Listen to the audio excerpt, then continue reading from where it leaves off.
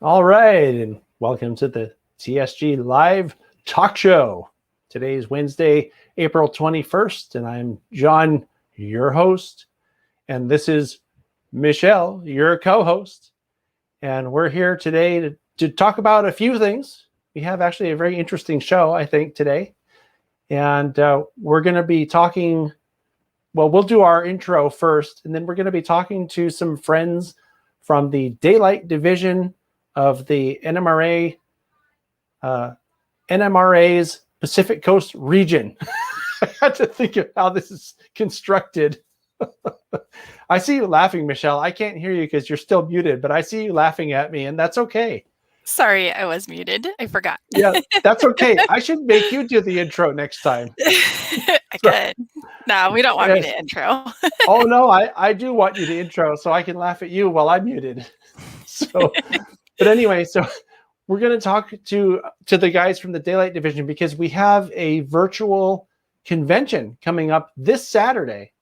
That's should be a lot of fun, and we've been practicing and rehearsing, and it's going to be interesting to see how it turns out. We're learning a lot, and so we're going to talk about that. You know, what it is, what the clinics are, why we're doing it, why it's virtual, all that kind of stuff.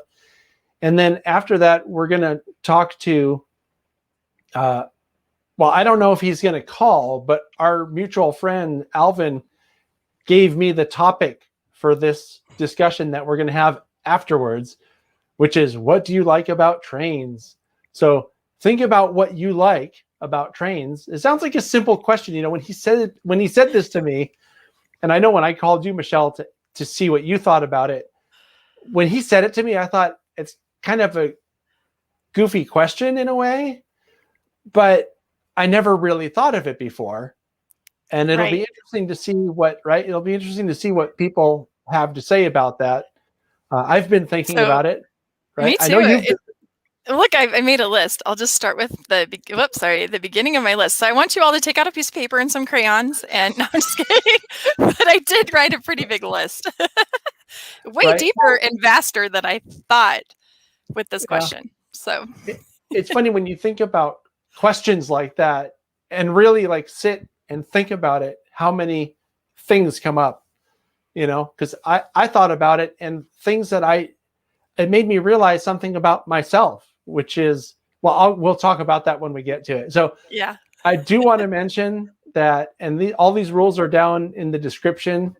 If you've looked at it, if you want to call in, we'll take calls the whole time. If you want to ask the guys a question about the convention or something like that, you can call in for that too. But the rules for calling in are: one, you have to be signed into your YouTube account. Otherwise, it won't. You can't even try to log in. It won't let you. Two, you need to make sure that your microphone is working and your camera is on, and you're in a quiet place. So no dogs barking, sirens wailing, anything like that. And what are the other things, Michelle? I forgot. Please. Be fully clothed. Be fully clothed. That's always helpful. Comb your hair maybe is a good idea too. But yeah, you have to be logged into YouTube so we know you're a real human who's going to really talk to us, and and be respectful. Know what you want to talk about. Yeah. And if you're not wearing pants, don't stand up. Yeah. And I got asked about crayons. I'm sorry, color pencils, not crayons. Today we're using pencils for art. See, and there's a huge difference. There is. I do like crayons too. I just don't have any here, so we're with pencils today. So. Well, I'm noticing all kinds of blue and just colors up there behind your left shoulder.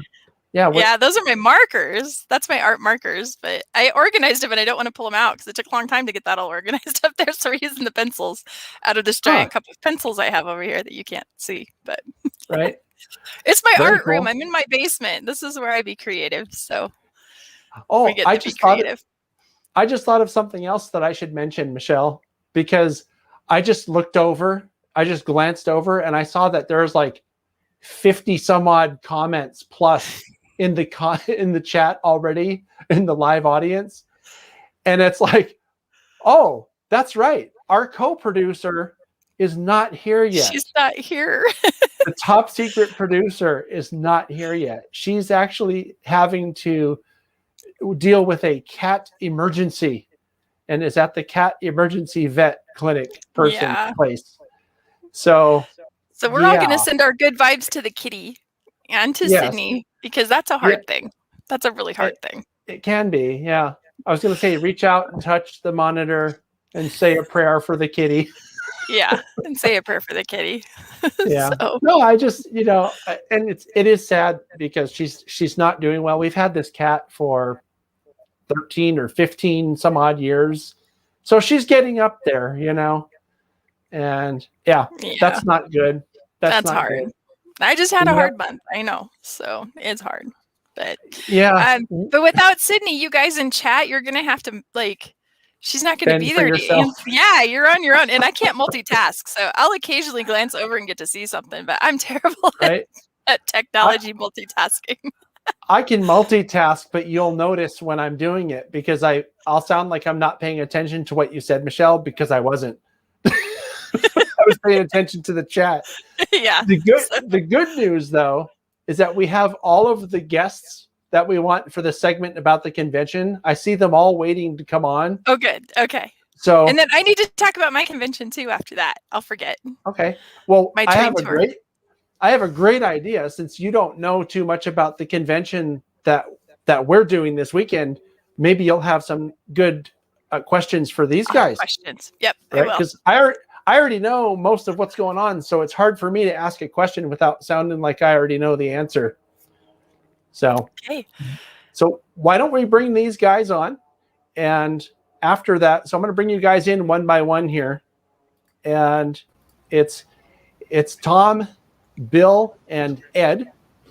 And everybody on the channel saw Tom. He's like an old standby on this channel now, because he was on the podcast, and I put out a standalone video with Tom talking about the convention. Bill and Ed are new to the channel. I want to welcome you guys both, and thank you all for coming. And welcome. Thank you. We're gonna talk about. I don't know if you said something, Ed. You were still muted, and you're still muted. He's still muted. Do you guys read lips? Not anymore. He's good now. Oh, there you go. Okay. Thank you for coming, Ed. Appreciate that. So, let's talk about this. It's the PCR/Daylight Division annual convention that was supposed to be held in Fresno in person, but the pandemic had other plans for us. So we're going to be doing it as a virtual event. And I know that each one of you guys has something about it that you want to talk about. So maybe introduce yourselves one by one to the audience. Since you're up on the top here, Bill, you can go first. Who you are and how what your involvement is. And I'm one of the two convention chairmen, and it's PCR, which is Pacific Coast Region of the National Model Railroad Association.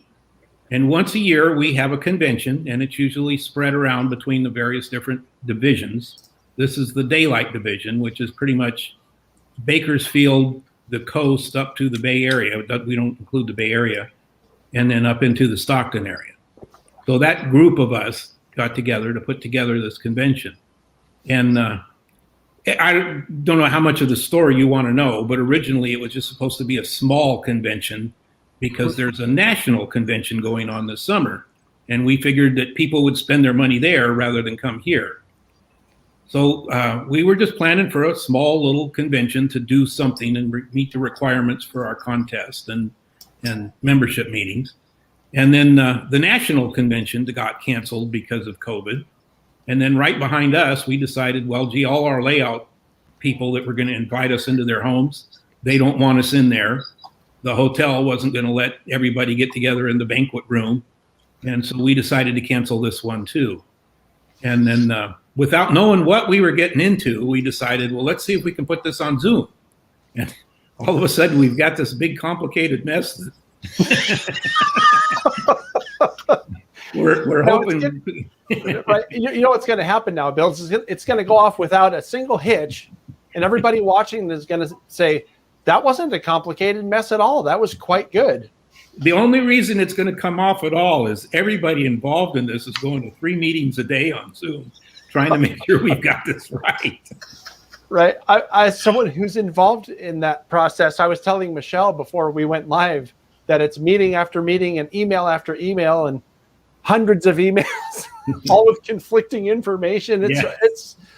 I was going to cuss for a second, but I'm not going to say that because we strive for this to be a family show. I'm just saying that ahead of time so that when I bring Tom on, he knows that he's not supposed to talk like that. With an intro like that, John, I almost feel like I'm Ed McMahon, the sidekick on the Tonight Show. Right? The guy who's always around and makes all these weird jokes. So thanks a lot, John. And hi, Michelle. Hello. Yeah, I suppose I should have introduced all you guys to Michelle. I don't know if you know Michelle. She's the director at the Colorado Model Railroad Museum in Greeley, Colorado. Oh, hello. She's Nice the to meet you co-host. Yeah, she's the co-host of this monthly show.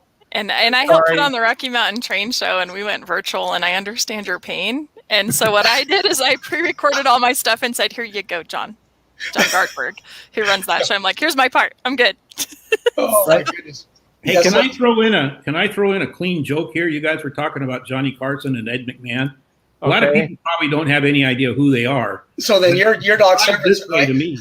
Johnny Carson gets paid for doing nothing, and Ed McMahon gets paid for watching him. Plus, Ed McMahon got paid for advertising Budweiser beer and all that he can drink, and it showed too. Yeah, he always seemed a little tipsy to me. Yes, but he was happy. He was very happy, but he also had that laugh that was just unmistakable. No matter what Johnny said or one of the guests, whether it was funny or not, he kept things rolling along. So hopefully the five of us will keep things rolling along, and we'll also get to do a little promo for the convention too. Well, the important thing on this show is that we need to have fun while we do it. That's my role. We're having fun. We are. Well, I mean, for me, as long as we're not in those meetings with all the rehearsals, it'll be fun. So why don't you tell us what you came on to talk about so we can get to Ed as well. And then I do want to invite, in case anybody's interested in asking you guys a question directly, we do have a space for people who want to call in if they're interested in doing so. Correct. So the link to call in, by the way, just for the people watching, is in the description of the video below. Just make sure, like I said, you're signed into your YouTube account, you have your camera on, and you know what your question is, because probably what we'll do is we'll say, here, ask your question. Okay, thanks, and we'll hang up on you, and they'll answer it. So please proceed, sir. So, John, when you said we're going to bring in Ed, were you referring to Ed Marin or Ed McMahon? I was thinking of Ed Marin, actually, because he's sitting here very patiently waiting for us to finish BSing. I'm very patient. That's how I get things done. I just wait it out. In some cases, if you wait long enough, other people do everything for you. Well, that's called delegating. That's what that is.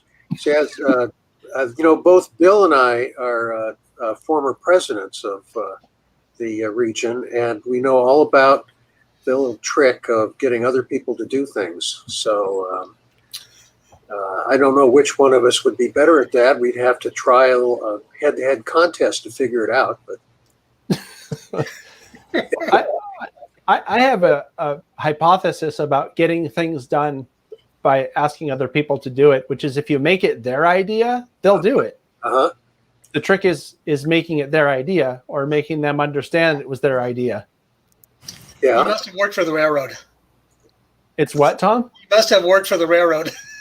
No, I never worked for the railroad. I just have been a manager before, so I've seen these things in action. And if people own stuff, they tend to do it, and they'll do it better than if you ask them to and make it about what you want them to do. So anyway, what was your? Because I know you guys each had a specific thing about the convention that you were going to talk about, don't you? Or did I misunderstand that part? Well, I think that it's a free-flowing thing. It's not an agenda that's written out or anything like that. But, it's tough to figure out how much to reveal ahead of time, because if we say too much, then nobody will be curious about what's going to happen. So, on the other hand, you have to give some enticement, some kind of interesting angle to it. But I can tell you that it is a remarkable experience being involved with this, because as Bill was saying, it did kind of happen unexpectedly. Although, I think that the specter of the pandemic was kind of lingering in the background. You sort of hoping that things are cleared up by a certain date, but you don't know. And so we had to take this step, and we didn't really know the details of how it was going to happen. But how to translate what goes on at a regular convention into something that you can do on screen. That was the challenge, and I think we did a pretty good job. There's a lot of stuff that we're able to reproduce, in virtual form. A few things that you don't have. You don't have the face-to-face kind of expeditions to see layouts and stuff like that. That's one thing we do have a layout tour, though, built in, where you watch a video of a layout, or several layouts actually, and then get a chance, 4 total, get a chance to ask the questions of the layout owners, and they're all primed. From what I can see, that's they're all excited about having the opportunity to talk about their layouts and what their kind of model or idea was, and how they implemented it and stuff like that. So that's going to be pretty interesting. And then, of course, the clinic part of it that's a little more straightforward. But like Michelle was saying, they're all pre-recorded. Now, I was willing to just have someone show slides and extemporaneously gab, as the slides went by, because that's what I usually do anyways. But I think that there's some issues. What if somebody, blabs too long? Then you have to kind of, you don't have the luxury of sitting in the front row, waving your hands or holding up signs. Right. There's no one there with the cards or saying, you have 2 minutes left, Ed. Yeah. So at least, it's, we were told, what the time limit was on the recording. And of course, I think for most of us, certainly for me, I'd never recorded a presentation before. It turns out that the, PowerPoint and similar software packages actually have that built in. And you just have to learn where the dang thing is on the menu. And then the problem is that you have to keep trying it, because you keep screwing something up or make it too long or too short or something like that. But, so that was a challenge, but it comes off pretty good. I saw my own, and I was kind of, hey, that's not bad. I was pretty pleased by it. Sure. So that's going to be pretty interesting. And then, just like in real life, you're going to have the opportunity to ask questions of the presenter, both in a kind of a chat kind of question answer thing, but also after the clinic is over, there's a little time period where you can move to a regular Zoom room and have everybody kind of like we have here, just chatting. So that part of it's going to be real successful. So those are the 2 things that I think are the neatest about it all. Then we have a speech, an actual, guest speaker, and he's got his speech all recorded. Mm-hmm.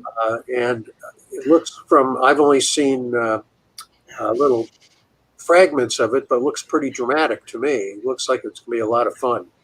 So the speech is something, usually at our conventions, the last night we have a banquet and we have a speaker at the banquet.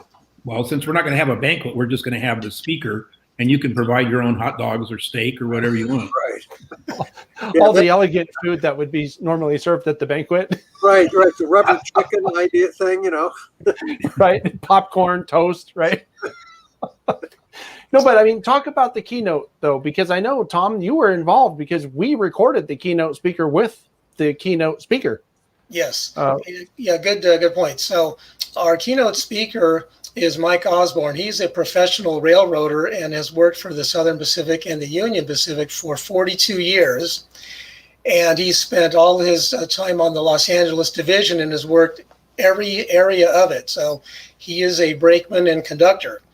And so I got to know Mike back, going back to 2014, and he did a clinic on the workings of the LA area Gemco yard. And so it was so interesting that when we were deciding on keynote speakers, I thought, let me talk to Mike and see what he thinks. And so he said yes. So he and I have been working on selecting photos to help to illustrate what he's going to talk about. And that is, he's going to talk about what his experiences were like when he was a newly minted brakeman riding on the LABRF train, that's a hot forwarder freight that SP runs from Los Angeles to Portland, Oregon. And so his part of the trip was LA to Bakersfield. So this is a nighttime trip, and there's just all sorts of things that, as a lifetime rail fan, that he told me about that I had no idea even went on. So we've got, besides his speech, we also have photos and drawings and maps that are going to illustrate the entire trip. And so I'm really excited about it. And he's also going to be in the convention, and he's going to be able to answer questions. We're going to have about 20 minutes after his pre-recorded speech is done. He'll be here live with us, and he'll be able to answer all your questions. And I know there's going to be a lot that's going to come out because, one, it's just fascinating to hear a professional railroader talk about what the job is like. And the second is that there's a lot of things that you can apply to your model railroad as far as operations go. Yeah. As having seen it, since I kind of put the whole thing together with all the photos you guys provided. By the way, sorry I supplied so many photos. Oh, no, it's fine. I think the photos enhance the storytelling. But I do want to say, though, that having put it together, the storytelling alone, I think, is worth viewing. So having the pictures in with the storytelling, just like I said, it just enhances it. But I think the keynote speech alone is worth, well, I mean, let's say it's worth the price of admission. The thing is free, but it's worth the time that it takes to go join us for this convention, because the clinics are also really good. I've seen everything now, and the whole program is actually very strong. So I think you guys did a good job on wrangling the right clinics and the right people to talk, because this is something different. Quality. I've seen a lot of like virtual train shows and virtual things like that, but never really one where they kept kind of the format of the actual convention with a keynote speaker. I haven't seen that yet, so that's really interesting. Yeah, Michelle, I think that's a really good point. And one of the things that when we decided to undertake this challenge, sort of like Mission Impossible, you have 5 seconds to accept this mission, and then boom, everything blows up. So a lot of people have been spending, it's been months in the process. And so there's very high quality clinics. The layout tours is going to be really interesting. And maybe before I say too much, I'd like to throw it back to John and Michelle, just for anything else you'd like to talk about. But at some point, I'd like to just give a little overview for the layout tours. Yeah, I mean, I know. Go for it. Yeah, I'm good. I mean, this is your guys' time to talk about the convention, All right. So I'm wondering if I can maybe do a quick screen share. We can try. I don't know if it'll work, but let's try it and see what happens. All right. Let's see what happens. All right. So let me go ahead and do this. It might be fussy, because I know other times that I've had people wanting to share their screen on StreamYard, which is what we're on. It doesn't work really well. Okay. So let's see. Is it possible, Tom, that I might have some of the pictures that you want to share on mine? Because I do have the. Okay. Yeah, you might. But anyway, hey, don't worry about it. I think that I may have a limitation because I'm using Firefox instead of Google and all that sort of thing. So anyway, all I have to say, so the layout tours are structured like this. If you go to the website, you'll see a link for layout tours and live panel Q&A. Click on there, and then that's going to take you to the page that shows 4 different layouts, and these are very different layouts. So the first one is Rob Briney's Sierra, Clovis, and Western. He models the branch lines out of Fresno, California. And then the next is going to be Glenn Sutherland, who models the Sierra Railroad in HO scale, said in 1923. And then after that is going to be Bob Jekyll's O-scale massive masterpiece, in which he models 4 different railroads. And then the last is Jim Neal's SP Tehachapi loop layout. Now, if you look on the website, every one of these layout owners has a video that does a great job of taking you on a tour of their layout. So we would ask everybody, watch the videos before the convention, because during the convention time, we're going to have a live Q&A with each of the 4 owners. And John, you're going to be interviewing 2 of those layout owners, and I'll be interviewing the other 2.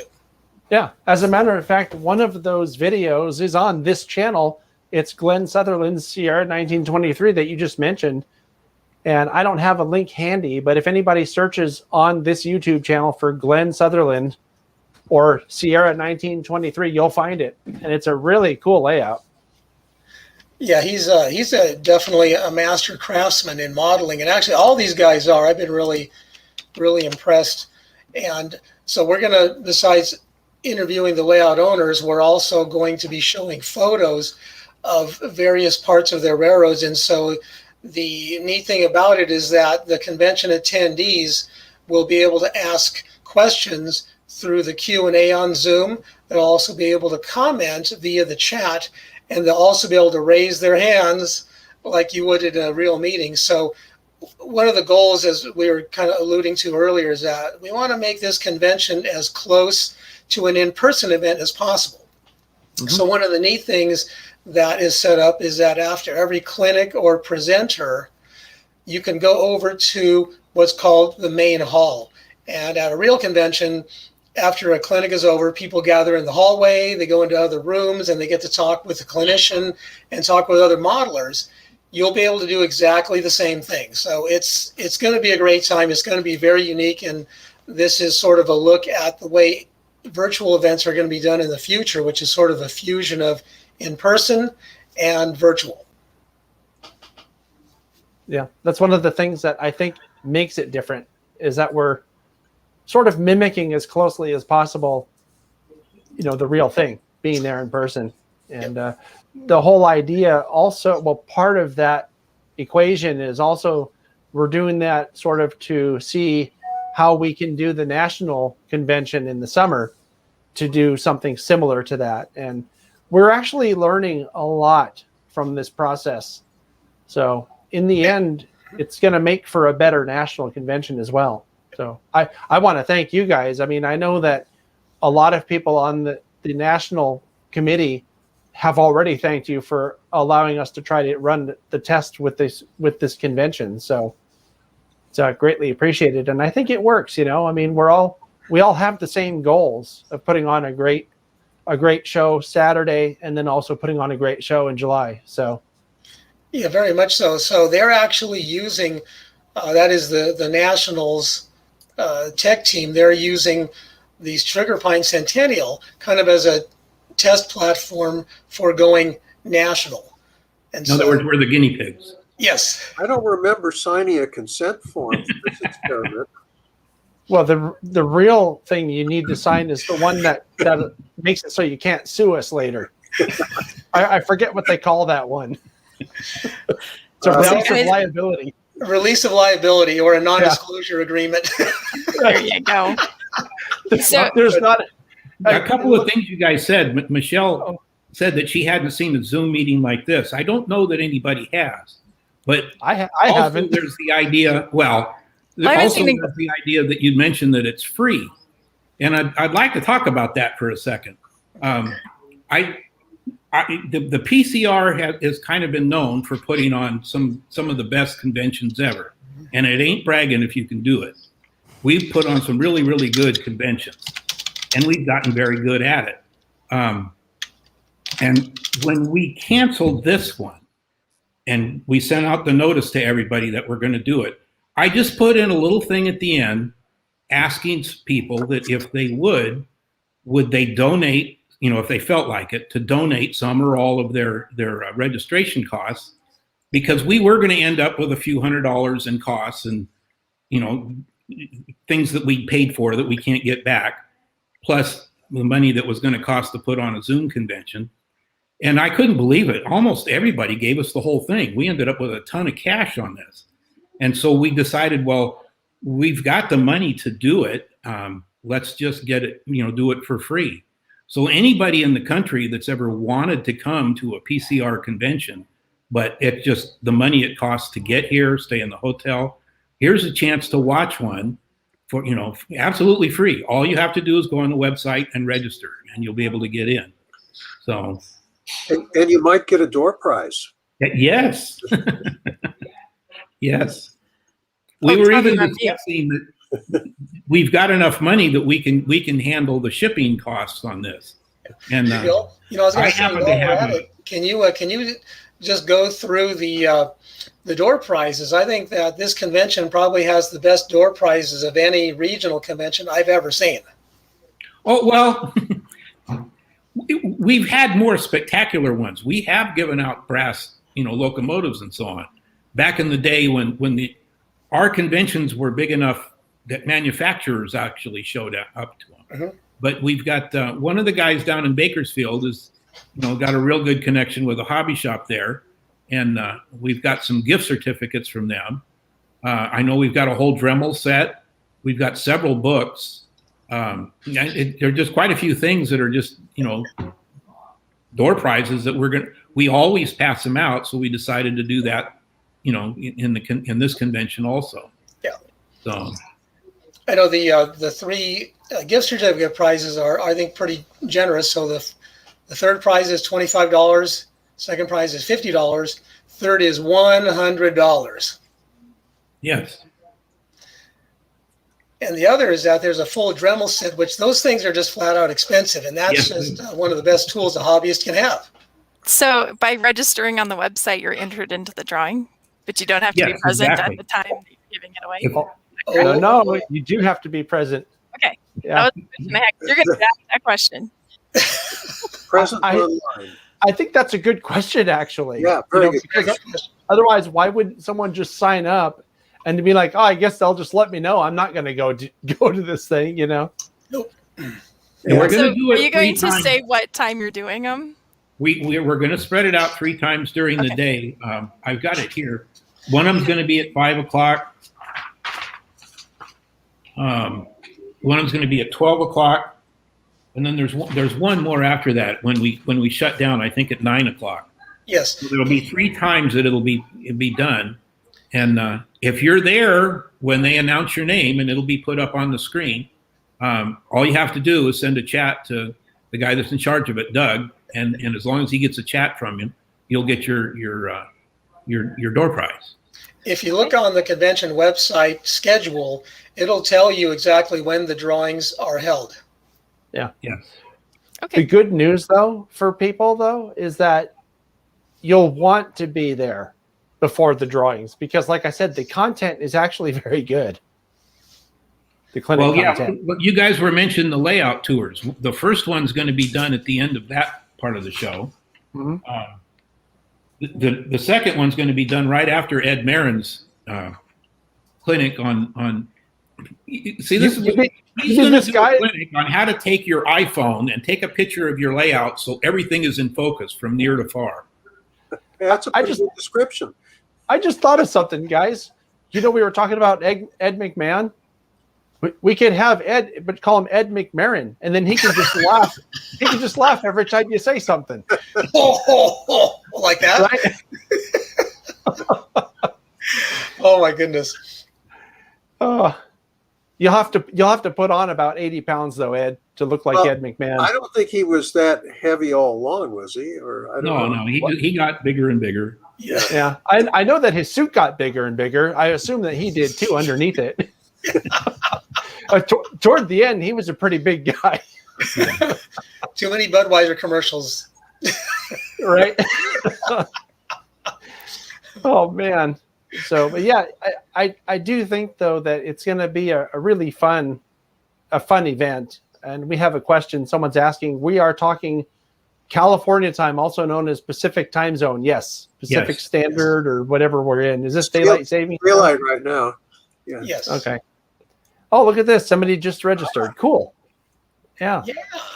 Well, Why don't good. you guys tell us the date again? So it's I don't think anybody said that. Saturday, the 24th. say it again. It's what? It's this coming Saturday, Okay. the 24th. This week. Okay. April 24th. And I think I don't remember now. Did we go live at 9 or 9:30 Pacific time? 8:30. Oh, it's 8:30? Yeah. Oh, I'm gonna have to get up early. Yeah. You can have breakfast though while you're watching. I guess I can, but I just have to make sure to finish before I have to do my part where we're talking to the layout owners. And it's an all-you-can-eat breakfast too, so that's one of the good things about it. Well, right. The other thing is if you get McDonald's delivers. right on Grubhub or whatever it is. The other thing is if you get too drunk, you won't get thrown out by a bouncer. You'll get thrown out by your wife. Right out of your house. Yeah. Oh, and speaking of getting helped out, there will be an info desk operator who will be on duty all day throughout the convention. So if you have any troubles logging in to any of the 3 clinic tracks, you'll be able to get help and you can get right in. So the way that this works is that this is a Zoom webinar. So there's going to be links for the first third of the day, and then there will be a lunch break, the second third of the day, then dinner break, then the last third of the day. And then there will, of course, be breakout rooms and breakout sessions that you can join after each of the clinics if you want to ask further questions. But there will be no problem navigating because there will always be somebody there to help. That's great. Right? That's a great idea. Yeah. That's a great idea. I just did a 3-day virtual convention in the tourism world. And every morning we'd have our tech check and you just log in and they would check your camera and your video. It was actually really nice though. And then they were always there if you needed them. That was interesting because it was 25-minute appointments of like 5 or 6 people, kind of like what we have right here. But to answer Ed's question about the time thing, when you get to the end, the last minute, they put this huge timer right on the screen, right in the middle of the screen. And so they're like, you have 60 seconds. And then they just cut you off. Right. Meanwhile, Ed's there. It's like, oh, shoot, I have 10 more slides to get through. But you're done. They just cut you off. So it was an interesting experience. John, you might know how to do this. Maybe what we could do is have some graphic, like a big hook come out, pull, and the screen A hook would be pretty funny, wouldn't it? If you got the hook at the end of your time, just if you're going with the Johnny Carson theme, you could like just have some random animals run across the screen or, whatever. What was that guy that he used to have on from Wild Kingdom that used to come on his show all the time? What was that guy's the Mutual name? of Omaha guy. Yes. Yeah, well, Perkins. it was funny. Marlon Perkins. Gosh. Perkins. Look that's at me right. knowing that. And my parents wouldn't even let me stay up late enough to watch the show. I was going to say, Michelle, you look way too young to remember Mutual of Omaha's Wild Kingdom. Sorry. I remember the commercials. I could probably sing it for you if you. No, we're not going to do that. Oh, but no. It's funny you should mention that because I've had that earworm in my head for like the past week. I'm not kidding. You can count on when the going's tough or whatever he said. Yeah, that's or rough or whatever. I think. Oh man. It's Mutual of Omaha's people. Yeah. You can count on when the going's tough. There you go. I'm not a good singer. Sorry, guys. I don't know. I know. I just made up a word. I want to tell you something though that's really funny about that because how long has it been since you heard that? How many decades has it been since you heard that? Think about it. It was the 1970s. It was the 70s, right? Yeah. And I remember it just like it was yesterday, and that's the power of repetition. And that, guys, is why we're rehearsing for this thing so much. See, I brought it around. It just took a minute. Yeah, and actually there has been a lot of rehearsing. We've been doing multiple Zoom practice webinars for the convention. So I think we're pretty well practiced up, but we have one more coming up. But anyway, we want to put on a really quality event, and the clinicians and layout owners, they've just done a really stellar job with their clinics and with their layout buildings, and also with our keynote speaker having lived out this really fascinating journey. So it's going to be a great time, and you're going to learn a lot. Yeah. It sounds good. I'm excited. Yeah.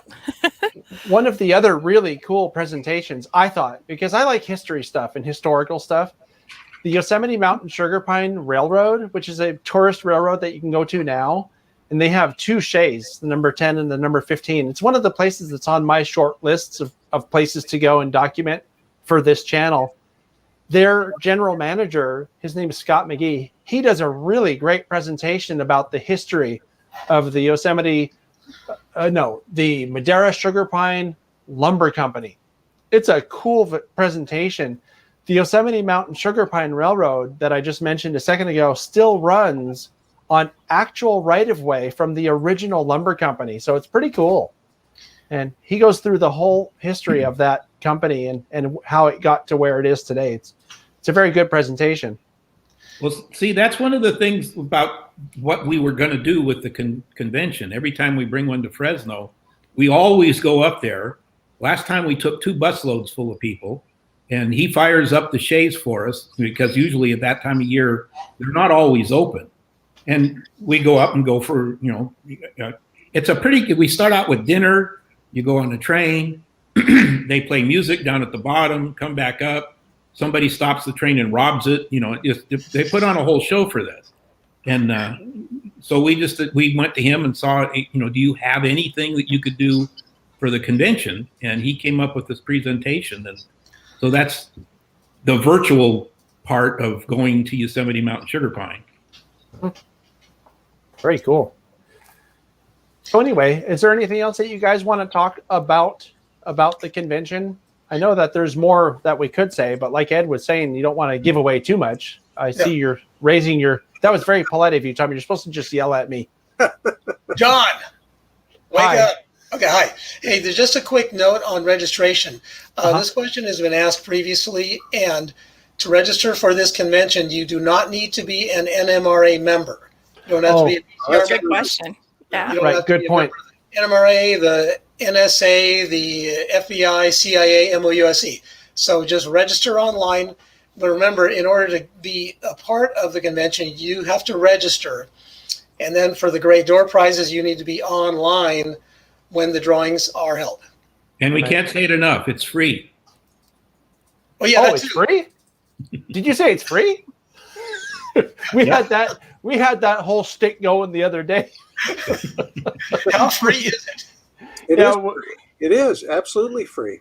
Yeah. And you don't have to even be a model railroader or anything like that. It's any human being can register. Yeah, just make sure you qualify as a human being. And it's so simple. Even a caveman could do it. I know. I registered. I mean, that ought to give people an idea how easy it is. The kindergartner over here was able to do it. I'm usually that person. They're like, well, Michelle, if we can teach you, then, we're good. I want to tell you guys something that I thought was really funny. I was talking with a friend of mine, Alvin Ho. I just recently had an N Scale Friday episode come out. I think it was last week, like a week, almost a week ago. And we showed off this board that he invented, that he developed, that lets you, it's like a decoder buddy, but for N scale. You guys know what decoder buddy is? The HO scale board. It's a motherboard that you can plug the 21 pin decoder on. Right. Anyway, we were talking about LEDs, and he kept referring to the anode and cathode.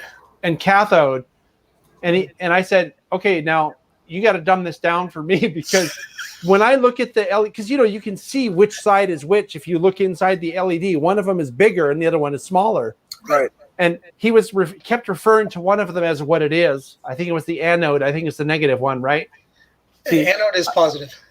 Oh, see what I mean? I don't remember this stuff. And what I told him on our call was, yeah, you just got to tell me it's the big one or the small one, because I won't remember this anode or whatever, cathode or whatever it is.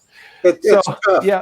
It's very tough because anode sounds like anion, which is negatively charged, as opposed to a cation. So how I remember it is that it's reversed. That's how I keep it straight. So the anode is positive. Right. Rather than an anion, which is negative.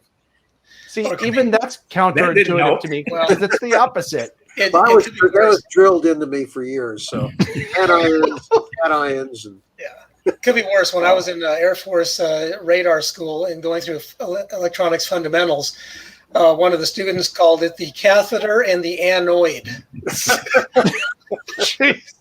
See, catheter would be something I'd remember it by. I understand what that is. You know. Yeah, this person didn't make it through, so sorry. Well, I guess. Well, you know, just proves my point, doesn't it? Yeah, but not to say it's easy to sign up, easy to register, and it's going to be a great convention. Yeah. Something else I think that's also worth pointing out, because I'm one of these people that I don't sign up for stuff because I don't want to get all the junk mail and crap that goes along. Because, you know, a lot of times people take those addresses and then they sell them to somebody else. And then the next thing you know, you're signed up for every mailing list on the face of the planet. And that's the other thing, that doesn't happen at all. I think there's like one email from Zoom or something like that that gives you the link to get in, and that's it. And it's not going to be used for anything else, right? Yeah, the PCR and the NMRA for years have, you know, we don't give out mailing lists or addresses or anything. Right. So it's not sold, given out, used, or otherwise distributed in any way. So that's a real, for me, it's a selling point, because I wouldn't sign up for something if I knew I was going to get a bunch of garbage afterwards. So I do want to do one thing before we let you guys go, because I know you got other stuff to do. I just wanted to throw the invitation out in case anybody has a question that they want to ask you. We have time to take a call or two if anybody's interested in doing that. Okay. And I had the link for calling a few minutes ago on my clipboard. Let me put it in the chat real quick. And remember, as I said before, you do need to be signed into your YouTube account and have your camera on and know what you want to talk about, and be in a quiet place if you want to call in and ask these guys a question. I thought I had a question that I was going to ask you, but I forgot what it had something to do with the region, and I forgot what it was now. But I do want to tell you that the modeling that I've seen on the layout tours and on some of the clinics in your guys' region is really good. I mean, your division, I should say. The region is common to all of, well, except for Michelle, to the four of us. It's really good. I was impressed. You know, I didn't really have any great expectation because I just don't know. I didn't have anything to go on, but I was really impressed with the modeling in your guys' division. So well, I think that you're going to be really impressed with the attendees are going to be really impressed with the clinics and also the layout tours. Each of these layouts features some really clever engineering to overcome different problems, and so I think that's going to be one of the high points of it. And you'll be able to ask questions of the layout owners as well as the clinicians. So there's a lot that you'll learn. Yeah. Now I do have one question though, Ed, because you're actually part of the what do we call ours? I forgot now. Well, I think the Bay region. Well, there's the Redwood Empire division is actually where my PCR home is. Oh, okay. And then you're, I think, in the Coast division. That's right. Yeah, which includes most of the Bay Area. So I'm a little bit of a strange animal in that I'm actually a member of Redwood Empire division, but I'm the director of the Daylight division. So how that came about, it's a kind of a boring story. So we'll get into Well, I actually was wondering what your involvement was, because I thought that because you're in Santa Rosa or someplace close to there, right? Santa Rosa, yeah. Yeah. For some reason, I thought that was part of the Coast division, but obviously that was incorrect. Well, I know that the Coast division is very big, but it does have boundaries, does have limits. And the Marin County and Napa County and Sonoma County and everything further up is the Redwood Empire division. Okay. And on our little logo, it even has a big picture of a redwood tree with a train going through it. So, right. You mean under it, right? Not because it's a little tunnel in it, right? Because there is there is somewhere up the coast. There is in one of the redwood parks. There is a redwood tree where the road, the cars drive through it. Right. So I want to go there. That's on my list, is to drive through the tree. Now, wait a minute. Is there one on the coast, or are you talking about the one in Yosemite? no, I'm talking about the one on the coast. Yeah, North okay. Coast. Yeah. Yeah, You've got the sequoias in the Yeah. Yosemite, and then their cousins are the redwood, the coastal Coastal redwoods, and they're a little different. The sequoias are stouter, kind of wider, but and I think the coastal redwoods go up higher. But they're really beautiful trees, though, both of them. wonderful trees. Don't plant them in your yard though, because years later you're going to have trouble with the roots invading your your house foundation and things like that. Yeah, They're probably just a little bit.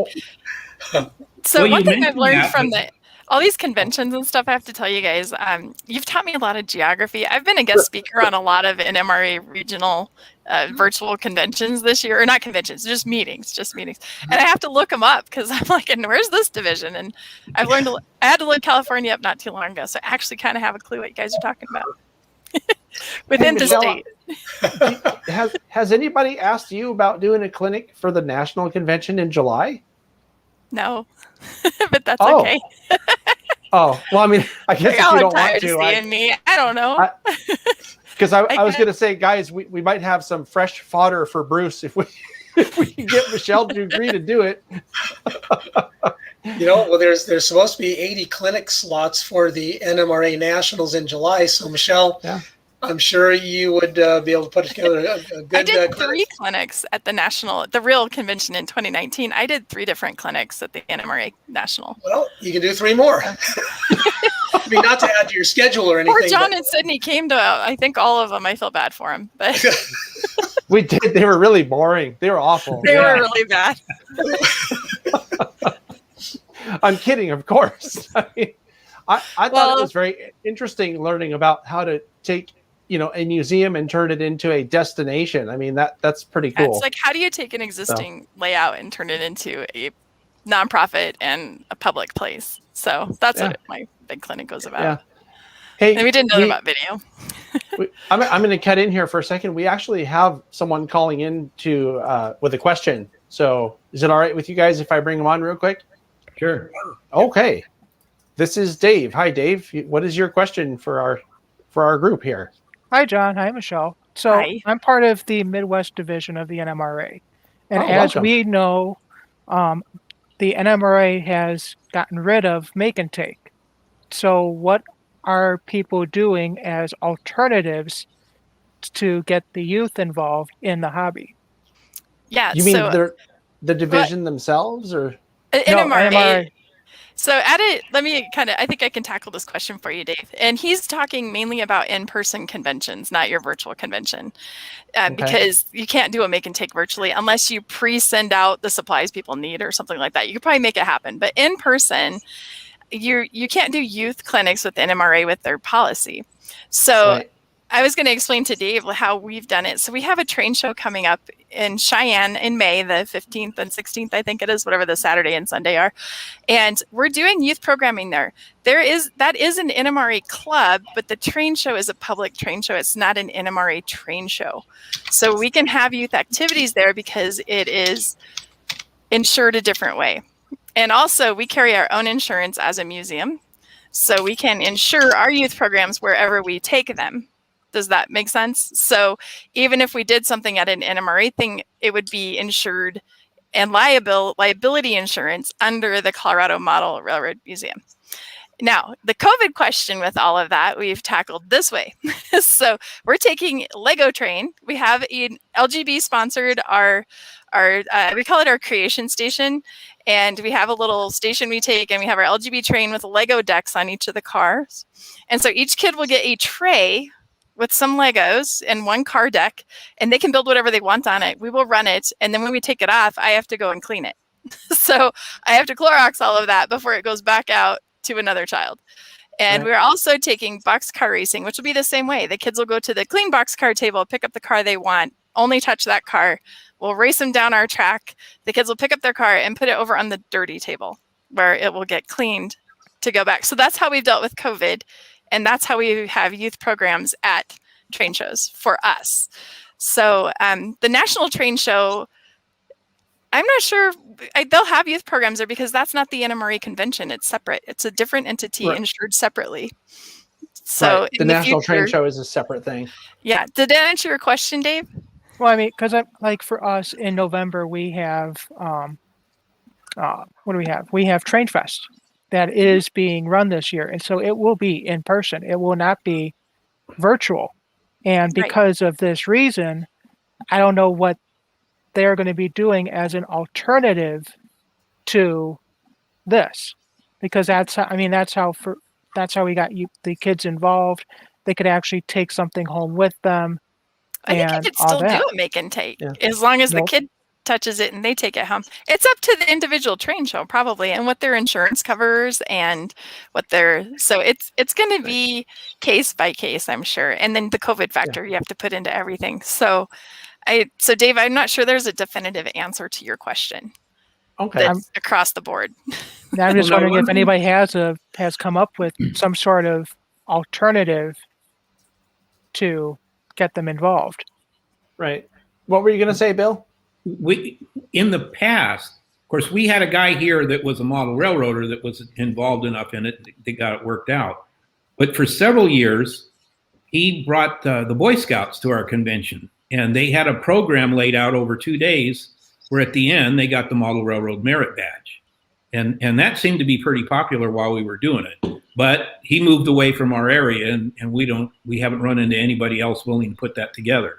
So like Michelle and myself, Michelle does the railroading merit badge at the Colorado Model Railroad Museum, and me as well, but not at that museum. I do it up at the Illinois Railway Museum.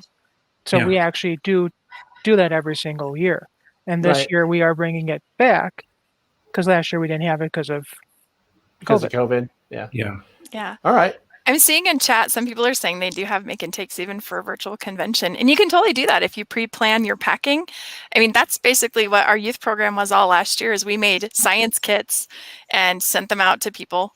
And then we recorded our video and the kids would do it along with us and the supplies were all in their kit. So it is possible to do that virtually. Right. All right. Well, thanks for calling in, Dave. Appreciate that.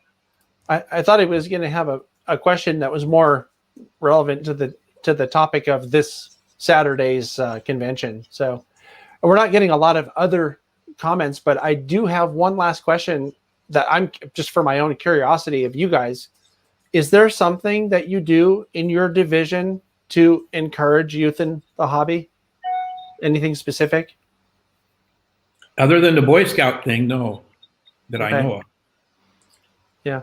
I think Tom was trying to talk, but I muted you, Tom, because you were typing and it was coming out. It's okay. You can unmute yourself now. He mutes me all the time. Don't worry about it. Okay. Yeah. Okay, so Michelle, it's time for a I have the button, so. You have the power. Well, if I start hearing clicking, it distracts me, so I usually mute people. Okay.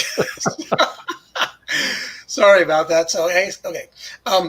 Just locally, there's a couple of model railroad clubs in the Fresno area, and so they're pretty big on advertising that they are out there, that they welcome new members, and so they'll post flyers in storefronts, hobby shops, things like that. So that's kind of how they get the word out. And so now that there's a lot more technology that is being incorporated into model railroading, I think that it might make for a good mix with bringing young people in. Right. Yeah, we in our area, in the RED area, we actually just on an individual basis we try to make efforts to find young people that are interested and get them involved.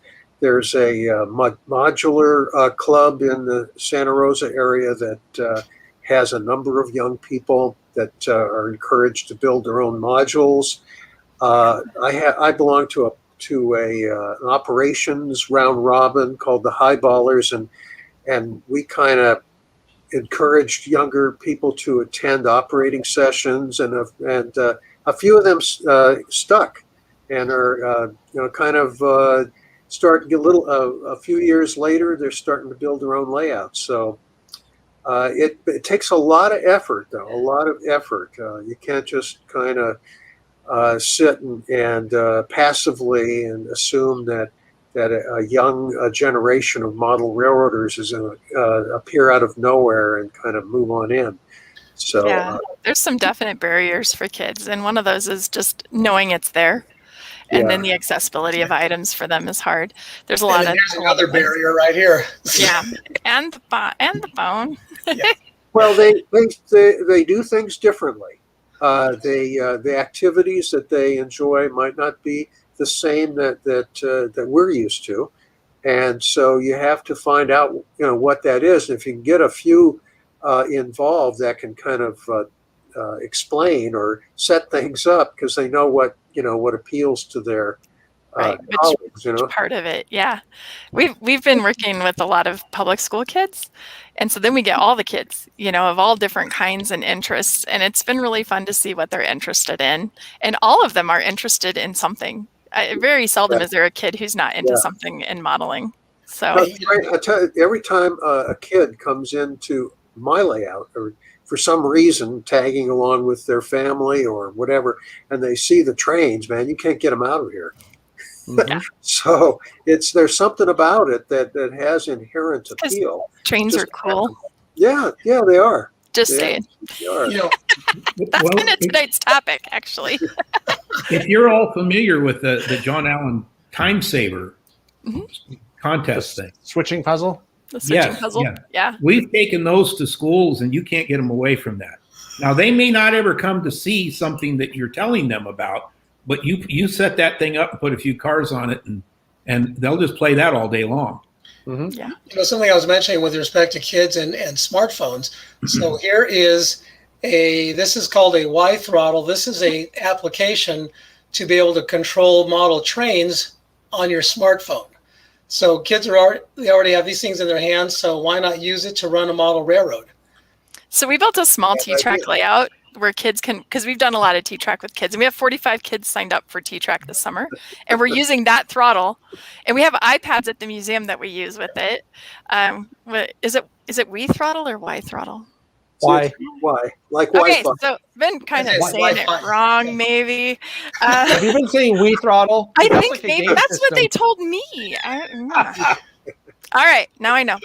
So the Y throttle has been it's been working really well for us, actually. Hold on, I'm having a problem. It's a huge battery drain. It will drain your phone battery like. I'm having a problem with my Wi-Fi. You may want to get to the doctor, John. Sorry. I couldn't. You set yourself up for it. I'm kind of famous for mispronouncing things anyway, but I was actually told that one. And I'm like, wait, that's what these. Okay. That one's not my fault. A lot of times they are my fault, but this one's not. Yeah. And on the subject of Wi-Fi, I was going to mention that there's a good question in the chat. And this is from Brian Anthony. He says, I'm new to the hobby and bought my first starter set in N-scale. Where should I go from here? I think that's a great question since we've been talking about people, whether they're young or old, just entering the hobby. Mm-hmm. Yeah, you're right with me. I have an N-scale set, and now I got to figure out what I'm going to do with it. Yeah, we've had entire shows on topics like that. So I'm sure we'll have more shows like that in the future too. Which, by the way, if any of you guys are interested, I do a once a month show. Michelle's already on the list for this as being invited to all of them. That's a panel discussion like what we did, Tom, a couple weeks ago. Yes. But we take on other topics. Like, for example, this Sunday coming up, I'm going to be talking to a number like 4 or 5 or maybe even 6 young people who are actually very involved in the hobby. And when I say the hobby, I'm talking about model railroading or actual railroading and rail fanning. I use the hobby as a term that encapsulates everything that has to do with trains or, ferroequinology is what the study of the iron horse. How you say that one? I've never known how to say that one right either. Ferroequinology. Yeah. Or ferroquinology. I think you probably know. Ferroquinologist or something like that. Yeah.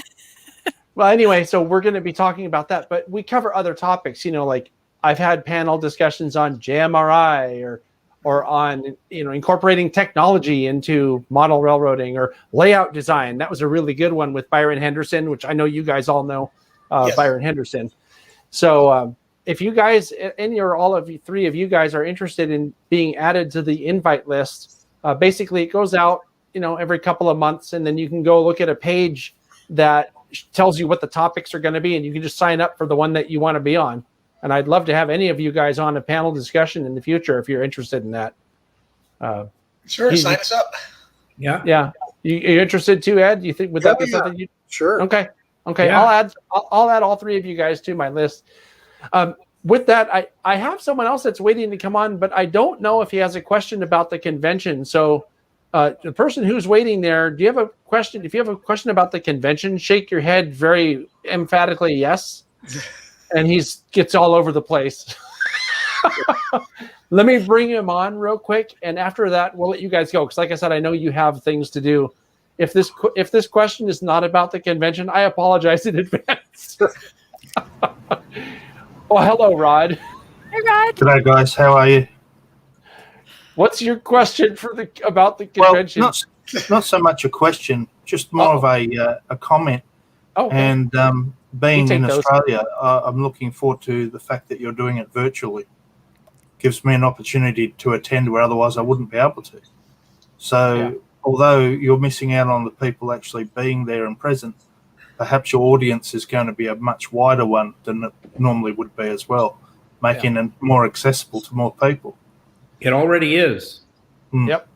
Yeah. That's one of the great things about this virtual stuff. I've been thinking about this a fair amount. It really sucks that we can't get together live in person.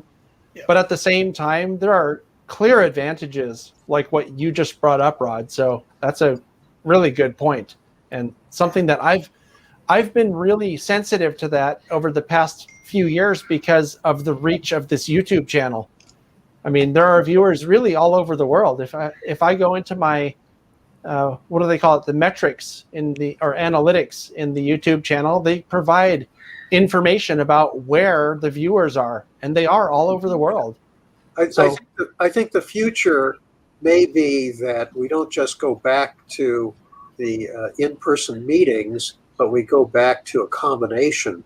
That there's two kinds of meetings at for different at different times or different occasions, that sort of thing. But there's really something to say for being able to communicate directly with more people over a wider area and wider parts of the world that wasn't available without this technology before. Right. So I think that's tremendous opportunities. Yes. And, it's interesting you mentioned that, Ed, because on the tech committee for the NMRA National Convention, we've had that discussion.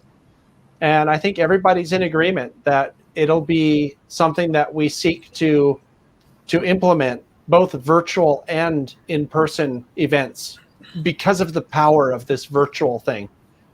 So, It's going to be a really great time. And Rod, glad you're going to be joining. We actually have a number of people from different countries who are signed up. So it turned into an international event when it was actually the in-person event was strictly regional. So glad you're going to be part of it. Yep. And just so you know, Rod, we discussed this. If you win a door prize, we're going to cover the cost of shipping it to you. I know Australia charges a lot of money. So now here's the problem with the door prize with Rod. He has to stay up till like 4 a.m. to get one. Yes. You're going to have to work for it, Rod. Well, midnight. I do that now anyway, don't I? So Yeah. the NMRAX was up all night, so yeah. You guys have to change your clocks a bit, I think. Well, I'm glad someone can do it because I can't stay up all night anymore. I can't even stay up all day. Anyway, I just wanted to say that and how good it's going to be, and I look forward to it. Right. Great. So, thank you, Rod. Thanks for calling, Rod. Feel free to call back, Rod, when we have our general topic about what you like about trains, because I know you had something to say about that. So we'll see you later. So I want to thank you guys for taking the time out of your schedules to come. We went a lot longer than I expected to, but I hope you enjoyed the conversation as much as I did. Oh yeah, Oh. yeah. It's once it gets going, it's kind of hard to stop. Yeah. I find that our panel discussions that I was talking about earlier that we do once a month on Sundays are like that too. You know, you get to about, usually we'll go for about 90 minutes, but we get to that first hour mark and the conversation is just really getting started at that point. And by the time 90 minutes is up, you're kind of like, oh, it's already over? Just when it was getting good, you know? So anyway, we should mention one more time, we're going to continue to put the links in the chat.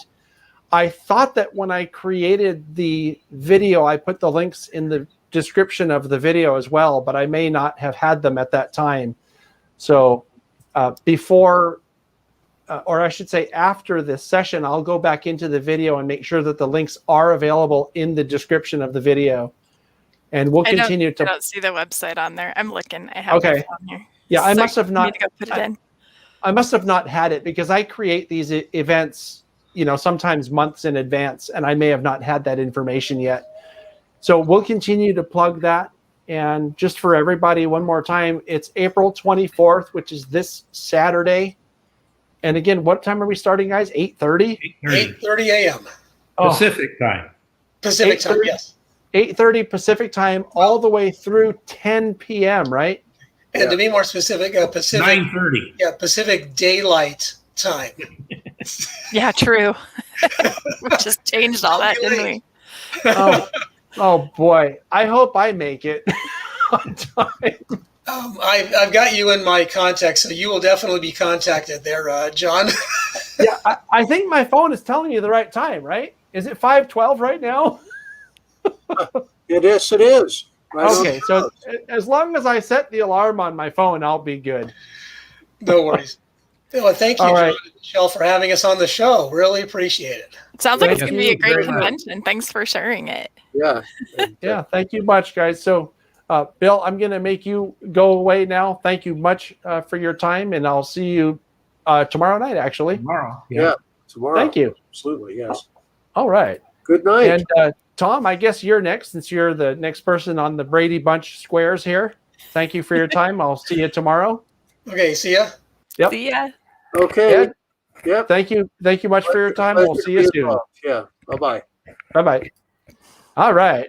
Well, that was fun. Struggling with the headset. It won't stay on. I keep messing with it. Sorry, guys. I finally got a headset so you can hear me, right? Like one at home. And it doesn't fit my head right.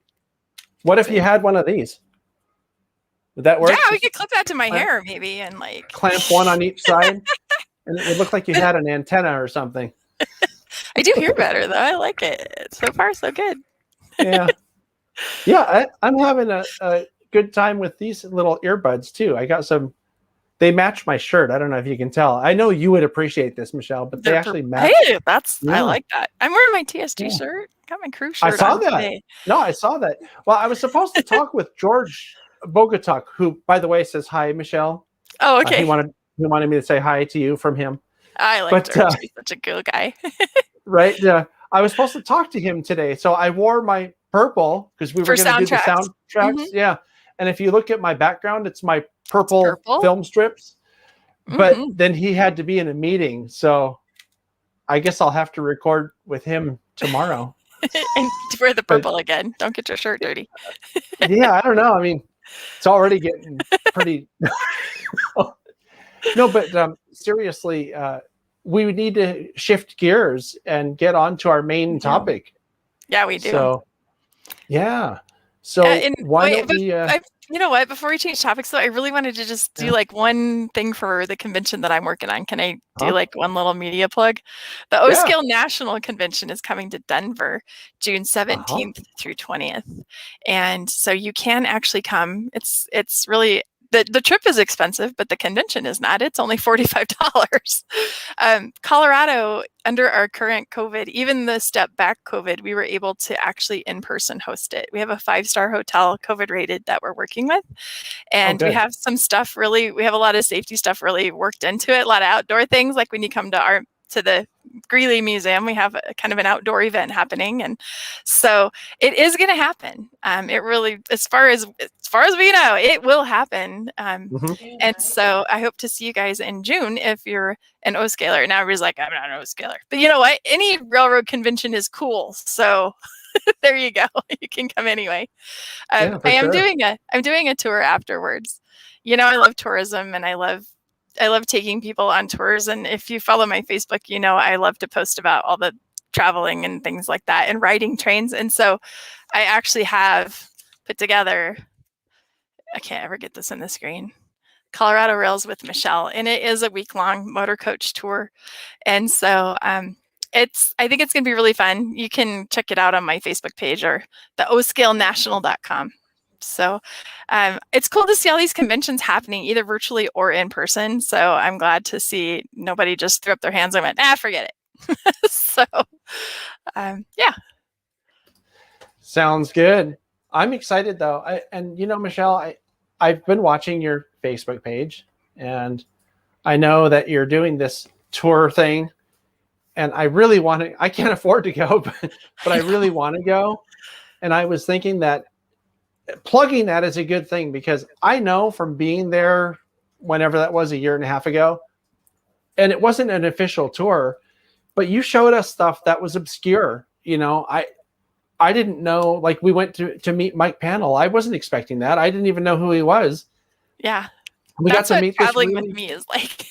Right. We got to meet this really cool guy who showed us, not only did he show us the big boy that's in the park at Holiday Park there in Cheyenne, but he was the guy who managed the restoration. I did a whole video about this where Mike talks about it. If you search for Big Boy 4004, I think on this channel, you'll find the link to the video. But, you know, I mean, that's something that I don't think anybody on any other tour would have seen.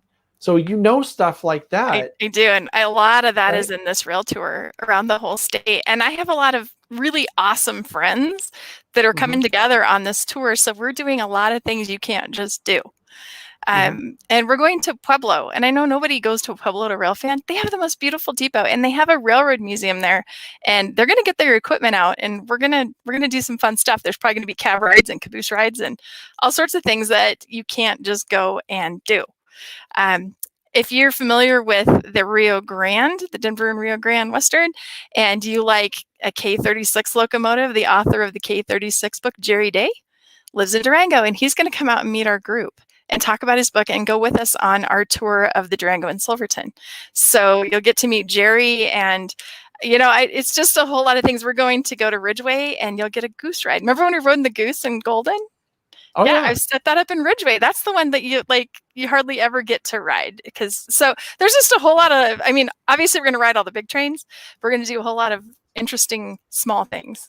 So I think it's going to be fun. I hope it sells. Now, the price, it's about $2,000 a person. However, if you did it on your own, if you read my post, it's about $3,000 to do it on your own, and you have to drive, and you can't take a nap.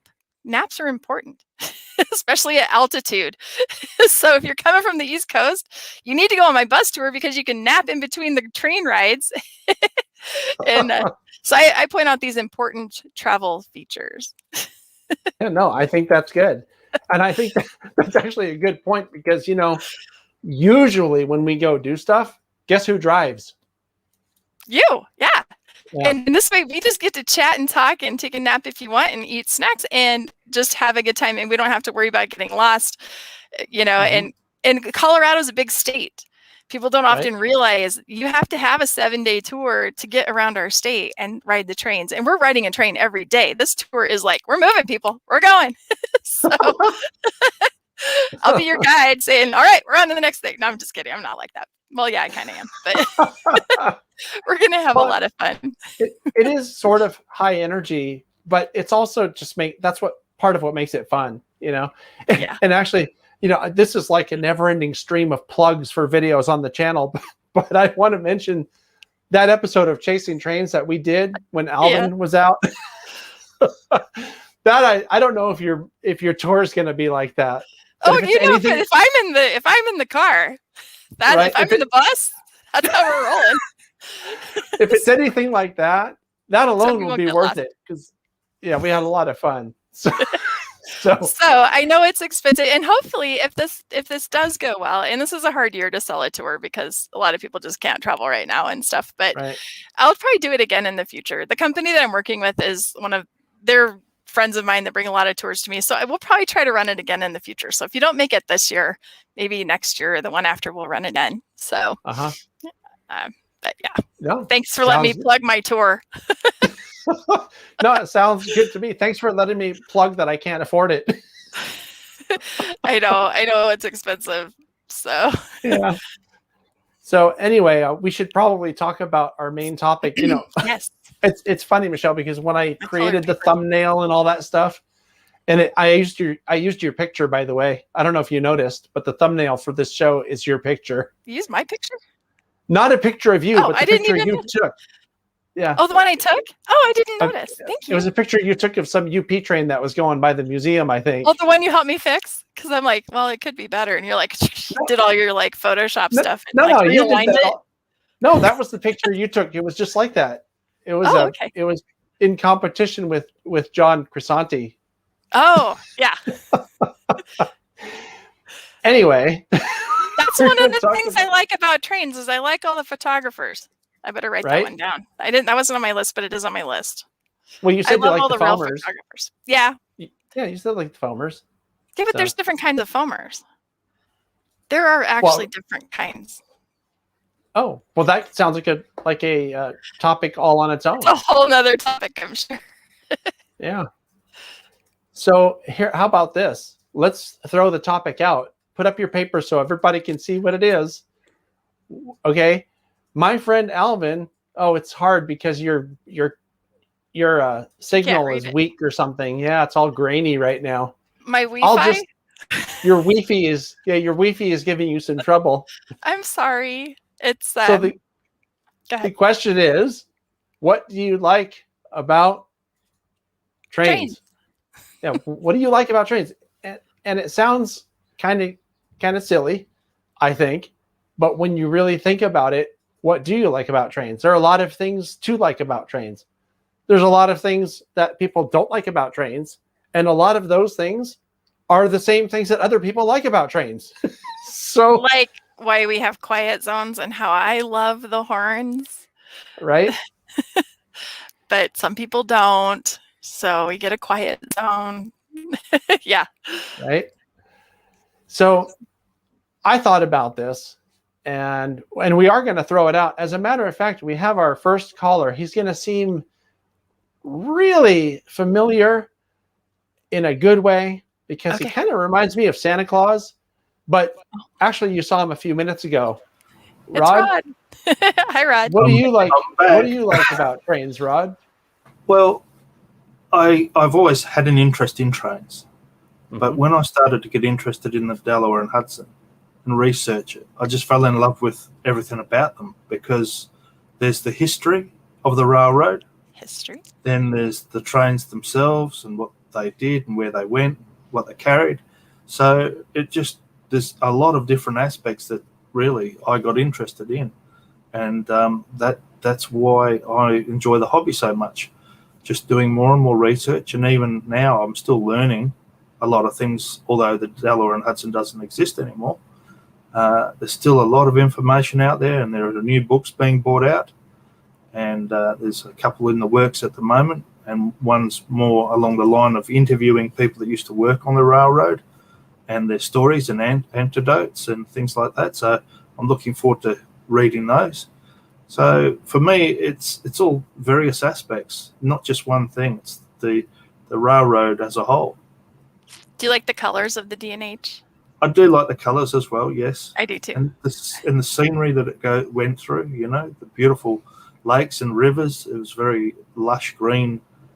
So where it goes matters. You like that too? Oh, absolutely. Yeah, I enjoy watching the videos with the water and things where it goes over the trestles and bridges. Just a beautiful part of the world that it went through. But just the history of the railroad and how it began, and the fact that it was one of the oldest continually operated transport companies in the US. A lot of history. I think that ties into you, John, kind of what you liked. We were talking earlier. It does. One of the things I thought of, Rod, which is in common with what you said, is the fact that trains go everywhere and they fulfill a very important function in our infrastructure in transporting goods, people, long distances very efficiently, I might add. And so that was one of the things that I came up with too, was that. Well, a lot of people don't appreciate that the Delaware and Hudson bought out the Stanbridge line. It was one of the first, was the first steam locomotive to run in the US. So again, a lot of history, right back to the beginning. I'm just now learning the history. Like, I came to trains differently, and history is like the last thing I'm learning. But I like it, and I think it's really interesting. But I didn't know the history of a lot of the different lines and stuff. So, you know, it's interesting maybe what the first thing you liked about trains was. For me, sound. It was all about sound. As a child, I loved to just listen to the clickety, clickety, clickety, clickety.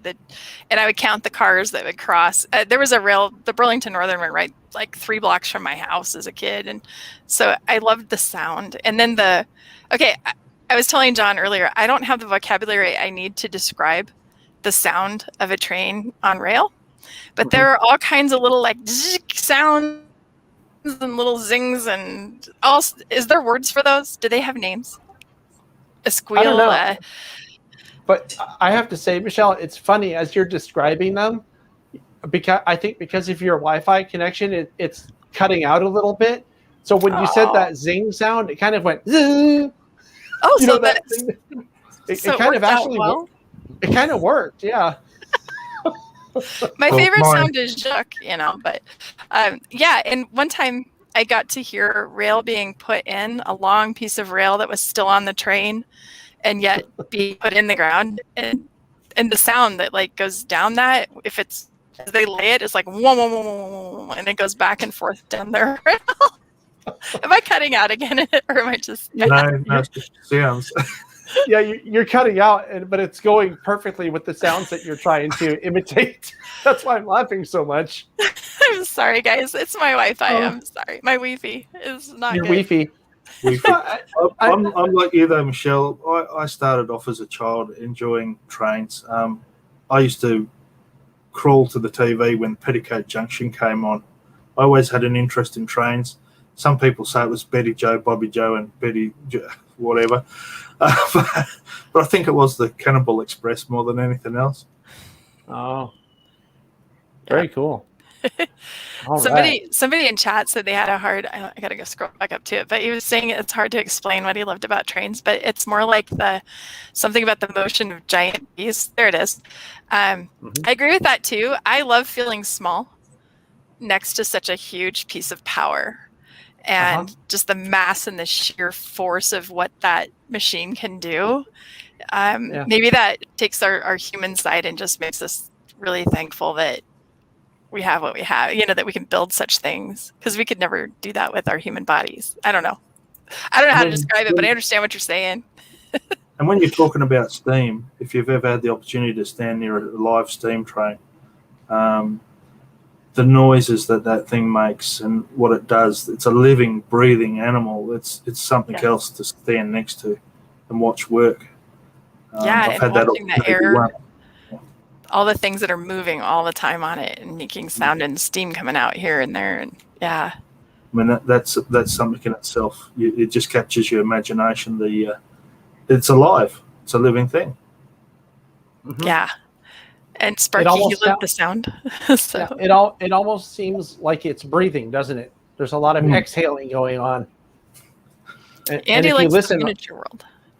Yeah, if you listen to the steam engine, there's a lot of intake going on too. So it is almost like a living creature in a way, like a mechanical creature. It's taking in the air and out, in the water and all those sounds. Cool. Flange squeal. Thank you. There is a vocabulary term for one of those sounds. Oh, is that what you were talking about? One of them. There's so many sounds, though. I mean, maybe I need to call soundtracks and say, what do you call all of the distinct little sounds that a train on rail makes when it's going by? Yeah. Because there's a whole lot of them. You know, one of the other things, because the flange, my understanding is that the flange squeal is when it's going around a corner and it's making a really loud squealing noise. I thought that sound that you were talking about, Michelle, was as the train's approaching, like on a straight piece of track. There is a noise. It's not a flange squeal, though. It's almost like... okay, so flange is only on a curve. Okay. Well, yeah, because the flange is rubbing up against the inside of the rail, and it's metal on metal, and it's actually having to turn. So the flange is the wheel's trying to go straight, but because the track is curved, it's metal. I know what you're talking about. Metal.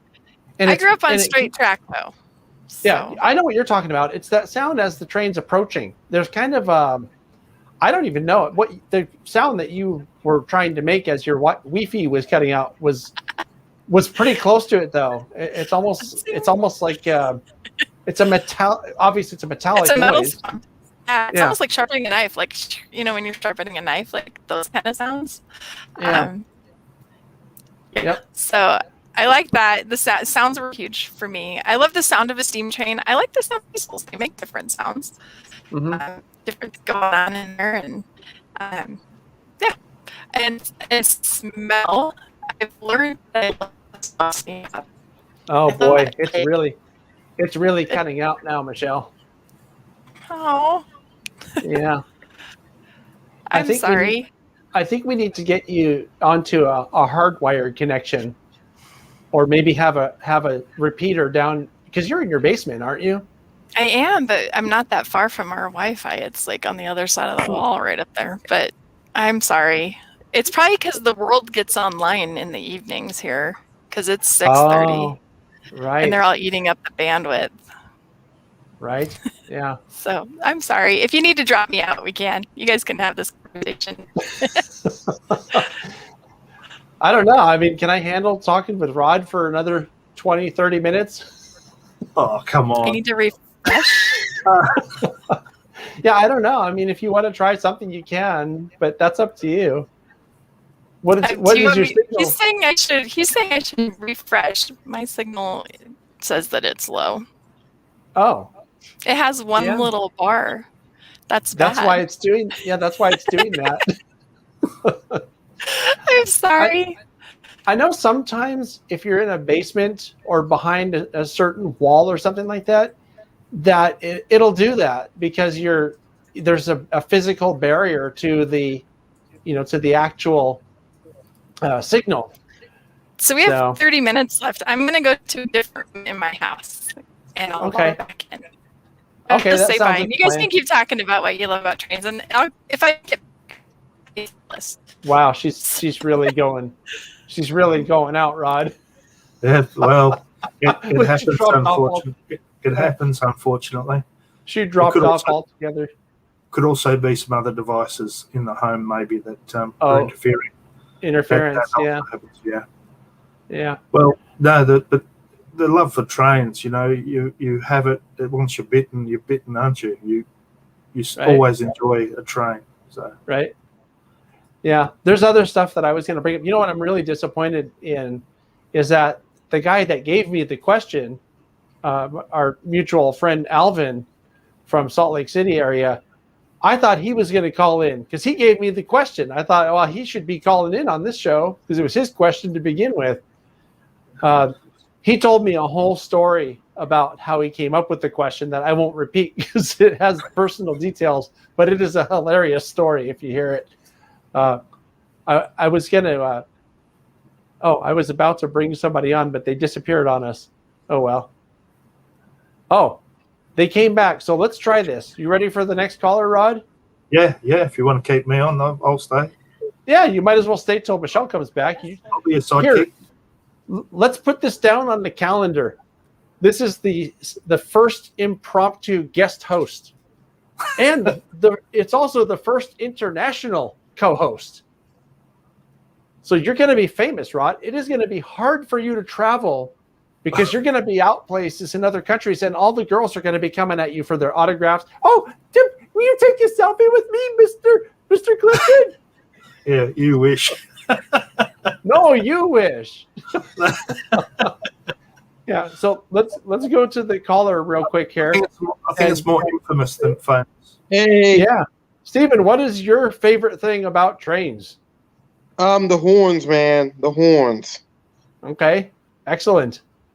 And what is your favorite horn of all time? The K5LLA. Excellent. Which train did you hear that on? Norfolk Southern.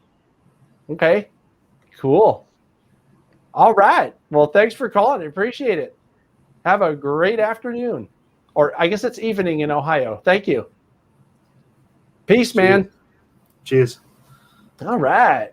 Yep. I always like the yeah, I train. always like to have people come on, and it makes me happy to see that they enjoy it. But yeah, the K5 LA, not the LLA, but the K5 LA, they're on the Amtrak trains that go up and down what we call the coastline, which is a rail line close to me. So it looks like Michelle's back. She's in a different part of the house. I'm at my husband's desk, and the Wi-Fi is right here on the desk. So And if your Wi-Fi cuts out now, we'll know that you need an upgrade. You know, I don't know why it does. He works from home. We have like one of those, like a T1 connection. So how does it suck for me? I don't know. So lighting's really bad here, though. Oh, well. No. Well, we can see you, though, so that's what matters. Yeah. Now, the thing is, though, if you do have a good connection, the problem is not with your connection that goes to your house. The problem is with your router that makes the Wi-Fi signal inside the house. Right. Yeah. So somebody's going to have to tech help me what I need to buy, make that better. Yeah. Well, guess what, Michelle? You called just at the right time because we have our next caller who's about to come on. Okay. And Rod, you're welcome to stay since you've become an honorary co-host. Would you like to stay or would you like to go away? I'll stay if you want. Yeah. Yeah, you should stay. Let's bring on catch up to you guys. Yeah, let's bring on this guy real quick because it was his question. Hey, bro. Hey. So, Sorry. It's not. Yeah, it's Alvin. Don't do that. Because I'm afraid what might happen when you pull your hand away from the camera. So, you want to tell us about how you came up with this question, or should we just ask you what you like about trains? Well, it's kind of a general question. Like everyone around me knows I like trains, so I'm trying to think about why, and I don't know why. Like it's just stimulating and just foam at the mouth. I know something about Alvin, what you like. When we were at the Colorado Railroad Museum, you told me exactly with sound effects how all the things work. You're like, and this thing goes gagong, gagong, and you're like, and this goes. And so I think you like how they work, maybe. And don't forget about the mail. Yeah, you sort the mail. The mail. Yeah, We'll the mail sorting guy. You know, we're doing these inside jokes, and the hardcore viewers of the channel know exactly what we're talking about. But the people who are watching are like, what is wrong with these people? We all know I'm weird, so I'm good. Yeah. So what we're talking about, I talked about the Chasing Trains episode that we did with Michelle in Colorado some year and a half ago. Alvin and Sydney and I were in Colorado, and Michelle took us around for an entire day, and I recorded it and made a Chasing Trains episode out of it. And all the stuff that we're talking about is on that episode. And it told us how everything worked with the sound effects. But, you know, that's part of loving trains. He obviously knows how it works and what that sounds like. So, yeah. Like a shay.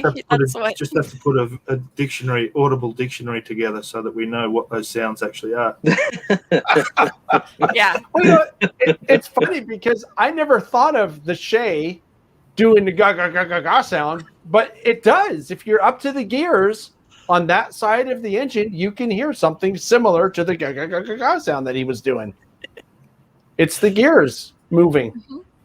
Yeah, I'm a sound effects person. I'm right there with you. I got it. I like it. Yeah. That would be really hilarious is to have a sound decoder. Maybe we could talk to George about this sometime. That actually does that instead of the steam engine sounds. So when you turn on F0, to activate, or F8 to activate your sound, you hear Alvin going. There's got to be a way to record your own sound files and put them in a decoder. Somebody can do it, I'm sure. I think, is it Lock Sound? I think does that. Yeah, you can do that with ESU. No. Yeah, I was trying not to mention that because I'm in my soundtrack stuff right now. Oh yeah, don't mention it. I'll mention it. Yeah. ESU does that. I have to say, I was kind of surprised that none of the companies went and had, like, Ed Dickens and the crew actually recorded their voices for the big boy releases. I was surprised by that. I'm like, you mean you didn't go get the Steam crew? They're like, well, we have standard Steam people, and standard, which might be better. I don't know. But I like sound, and so I like things to be right on. Oh man, the rivet counters are going to be mad about that. Yeah. Well, I'm learning. I'm a borderline rivet counter in very specific areas. So, here's one that really hits home for me. What does Andy like about trains? Well, it's kind of not really the trains, but it's the people. It's the people. And I can tell you something that I've said before, which is when we do chasing trains, and we probably had this conversation when we were out chasing trains in Colorado. It's never, to me, if you see a train, that's great. I mean, that's a bonus. But really what that's about is hanging out with your friends, So, like, Gary and Alvin and I did a whole thing where we were chasing the big boy. We hung out for, what was it, Alvin, like 5 days? And we did not see trains every single day, I don't think. But we had more fun, though, whether it didn't matter if we were seeing trains. Well, what about when we went to Promontory? We saw trains, but they weren't moving at all. It was actually, I shouldn't say this, but it was actually kind of boring in a way, except we were there having fun. And, that it was, as far as train watching goes, it was kind of boring. It was just a bunch of speeches. But I had more fun that day. Until the lady asked if you were with her. Oh, right. Because of your hair? It was so funny. We cut between these people, this crowd, and some lady bolts out in front of John, and she looks back and says, "Oh, are you with her?" Yeah, because Alvin's hair was walking away. There's a comment in chat that I like that says trains are like the dinosaurs are to us when we're kids. They're just big dinosaurs to us now. I think that's cool because I like dinosaurs too. So. Oh, interesting. I never really thought about that before, but they are big. I'm going to use that at the museum, by the way, because we hide dinosaurs at the Colorado Model Railroad Museum. That's like our biggest kids game is find the dinosaurs, and all the kids get a dinosaur to take home. So I'm glad that you connected that for me because I like that. Yeah. Well, my friend Ken Kalowitz, he can enjoy rail fanning either on his own, sleeping in the back of his bed of his truck, or out by himself under the stars, or with a group of other people. It doesn't matter. He makes that enjoyable, and he enjoys every part of it. And that's just great. That's his passion.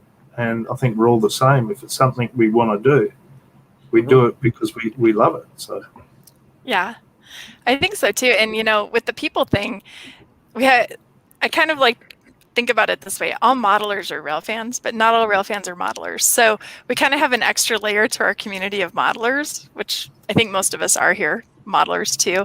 But it's the people that we meet in both of those worlds, And so, I love the people. And I love the modelers, and I love the rivet counters. I love you guys too, and just in rail fans in general too. And I love the photographers. I added that to my list. The people who photograph trains, I love that. I love looking at their photos, and I love taking pictures myself. Mine are not near as good, but I'm always on the wrong side of the light. But that's okay.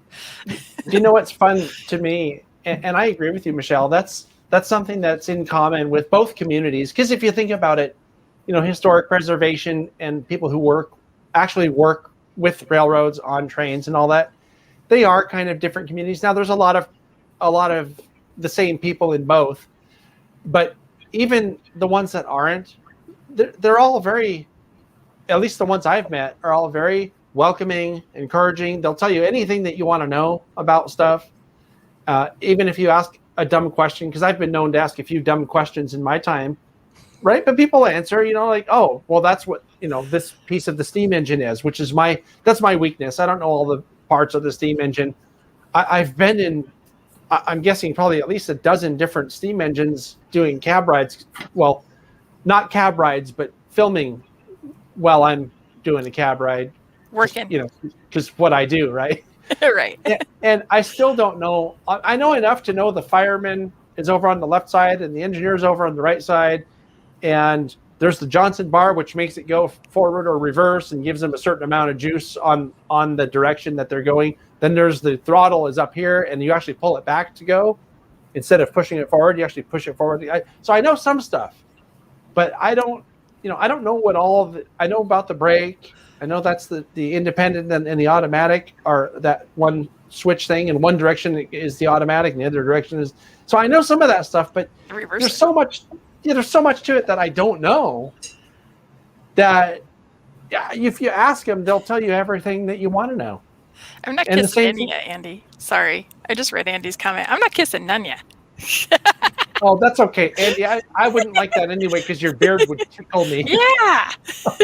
Sorry, John. I'm sorry I interrupted. I totally scrolled. No, it's fine. I totally understand what you're saying, though. Like, I loved learning. I got to be a fireman for a day, and I learned how to release the water and the pressure, watch the pressure gauge. And there's so much to it. And I am a lifelong learner, and with trains, you can be a lifelong learner. You can always be learning something.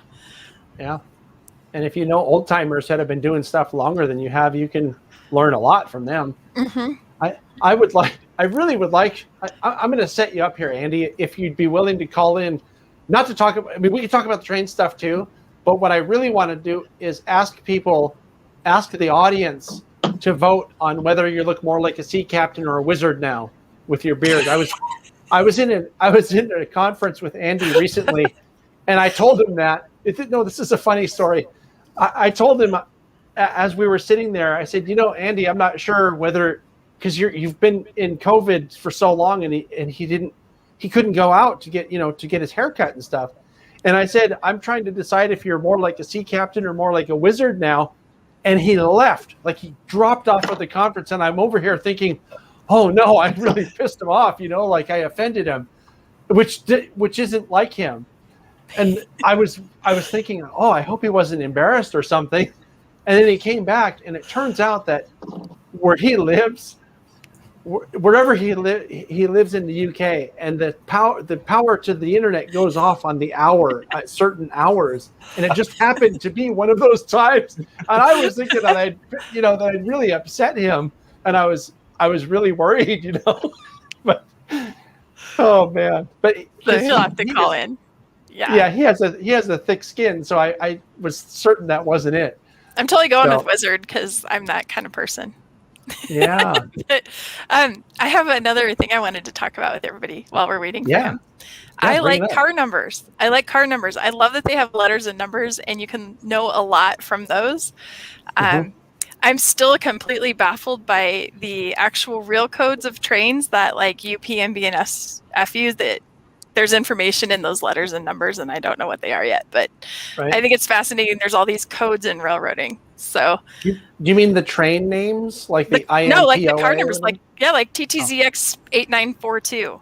That car, you probably know what it's going to be, or a GATX, or a just by the car numbers. I think you can learn a lot about. I don't know. Yeah. I think it's cool that they have codes, and every car has its own name. Mm-hmm. I know the reporting marks like GATX will tell you what company it's from, and I'm pretty sure that they also have something about the numbers will tell you, whether it's a 3-bay hopper or whatever. We're gonna have to find an expert on this so I can learn about it. Yeah. So if you're an expert, please let us know for a future show. we have an expert. Let me add him to the stream. Okay. Is he a wizard or is he a sea captain? I like wizards still. Hi, Andy. Good evening. What's on your mind tonight?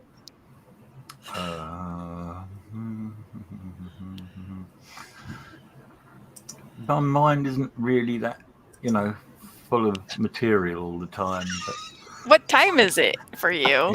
it's 10 to 2 in the morning. Yeah. See, I wouldn't have much functionality then either. Yeah, but he's used to it. He stays up all night all the time. Yeah. I don't know. I think you can totally roll with this hairstyle and beard and just, you could walk around and you need a staff and you could just pop it down and be like, you shall not pass. And people would probably stop for you. You even have the accent.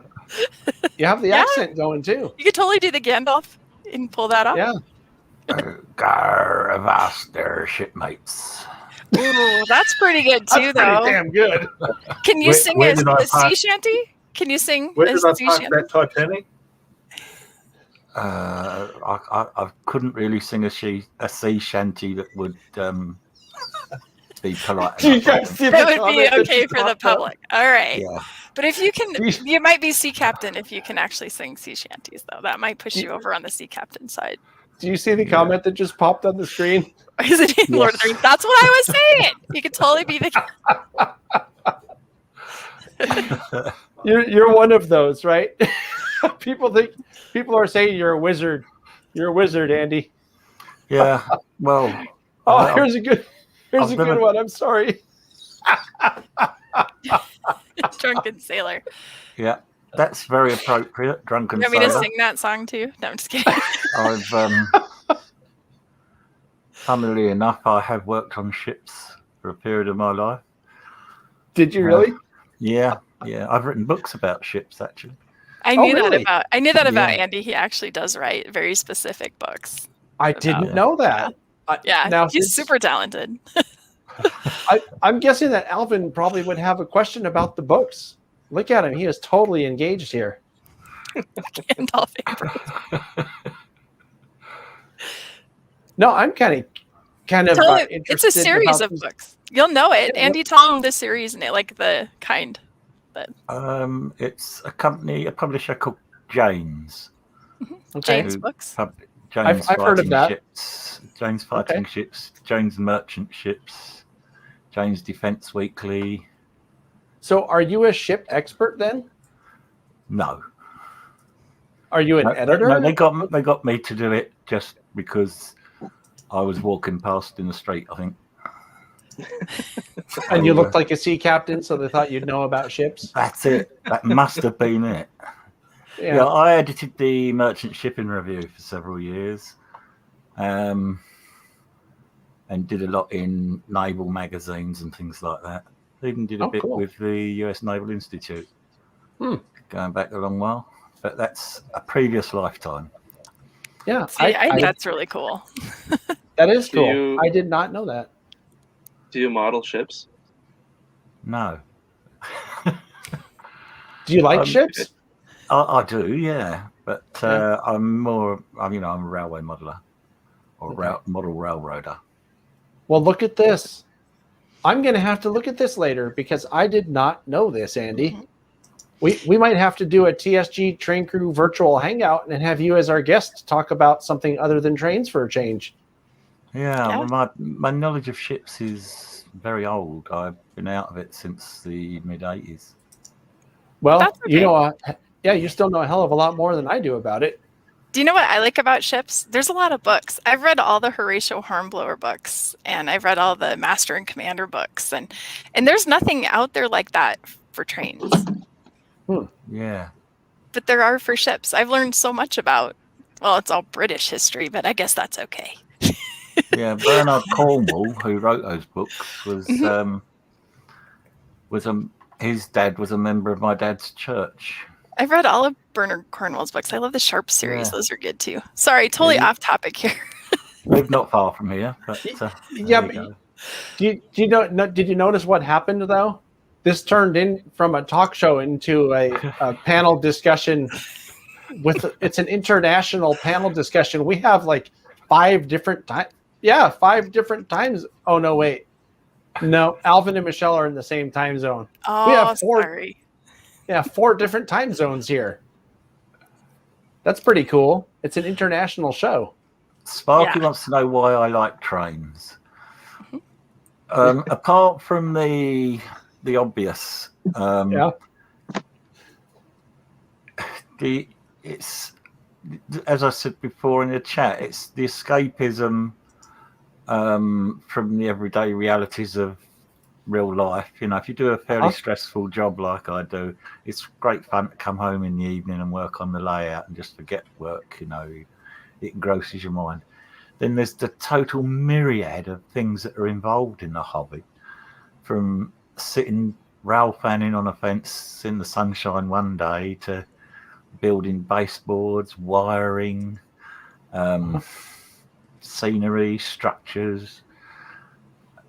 You can expand the wiring into electronics and get so involved in signaling, DCC, RFID, train detection, fed into operations. And then you can go in numerous different directions in the operations field. And then merging into the computer with JMRI, train controller, all sorts of things like that. And more recently, remote operations, as you know, with Silicon Valley lines. Right. Where, you know, I mean, last Saturday we had people from all over the world, including yourself. Yeah, that was a lot of fun, wasn't it? New Zealand, Australia, the UK, all over America, Canada, driving trains on a layout in California. Yep.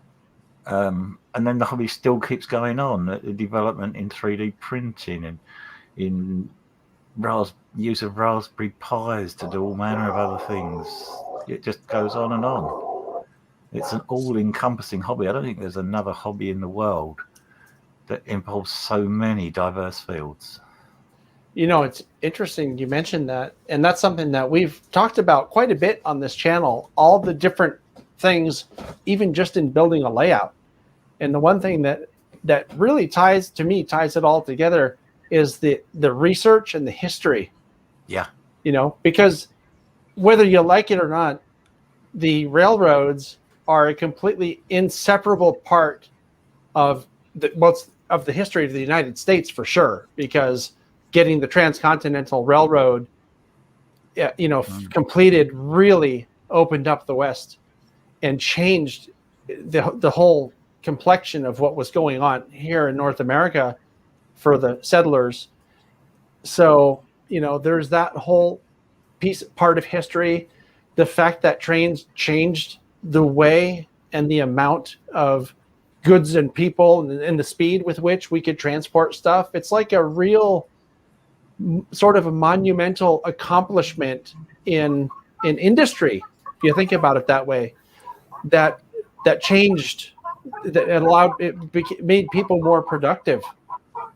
So the economic geography and the history, you know, when you're researching building a specific line, is you know, the depths you can go to, and it's so educational. You know, you pick up a book about one thing and that leads you on to another part of the topic that interests you in modeling, that as well. Modeling is really the hobby that's made up of all the other hobbies. Yeah, kind of. It encapsulates a lot of them. Like pretty much every kind of hobby is a piece of the modeling hobby. Yeah. I want to bring someone else on who's waiting to come on and find out what he likes about trains. Either that or he's just trying to give everybody beard envy. Ooh, hey, James. Good beard there, James. We've got competing sea captains almost. Can you sing a sea shanty? For my answer, it would definitely be, well, like the camaraderie and just the sharing of ideas. Yeah, that's one of the huge ones. Is like, you know, you've got people from all over the world saying, "Here's how I did this," and you know, you can go ahead and follow along if you want to get a similar technique, or you know, if you change it a little bit, you tell the next person, "Here's what I changed just a little bit to get this view." You know, the sharing of ideas is great.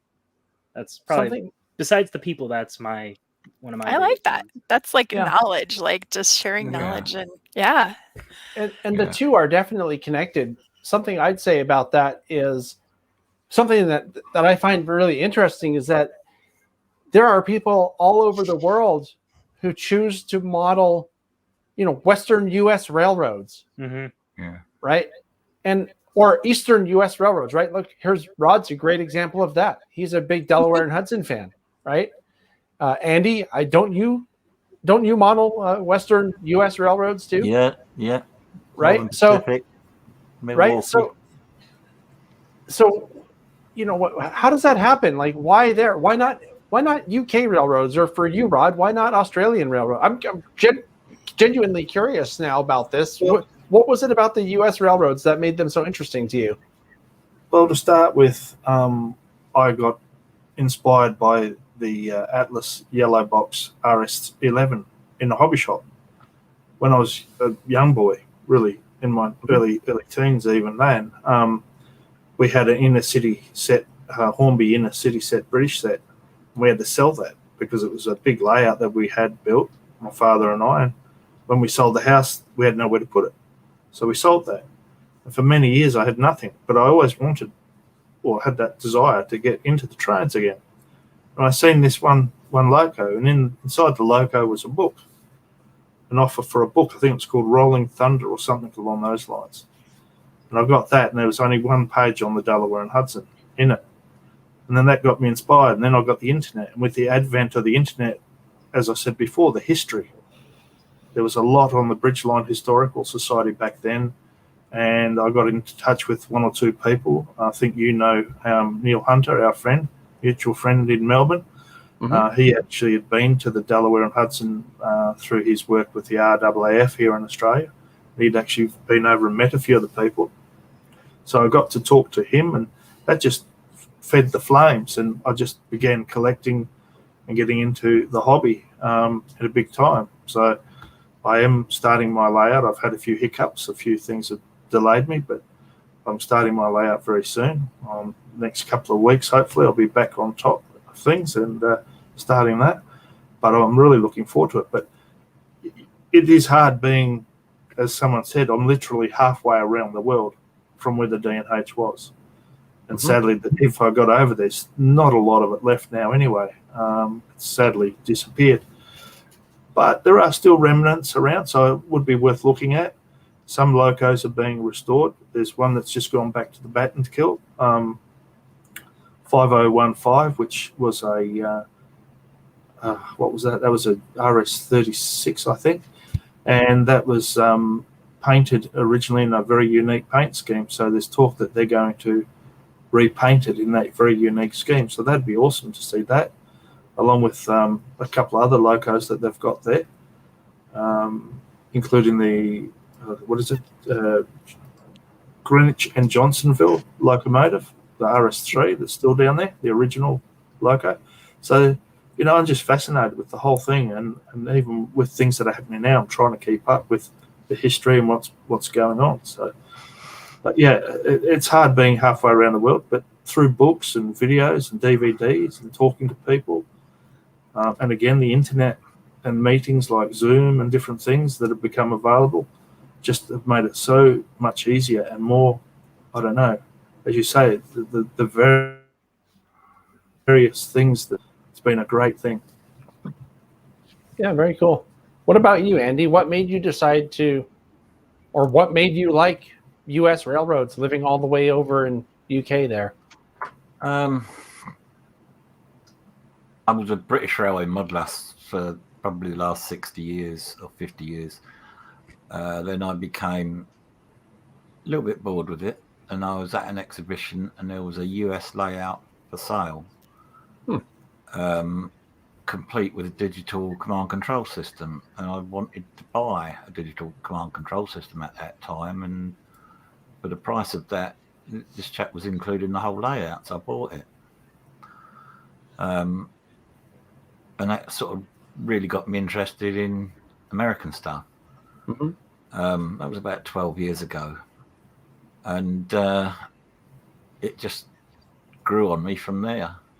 And that little 8-foot by 20-inch layout that I bought has now become a 20-foot by 16-foot layout, 3 levels around my office at work.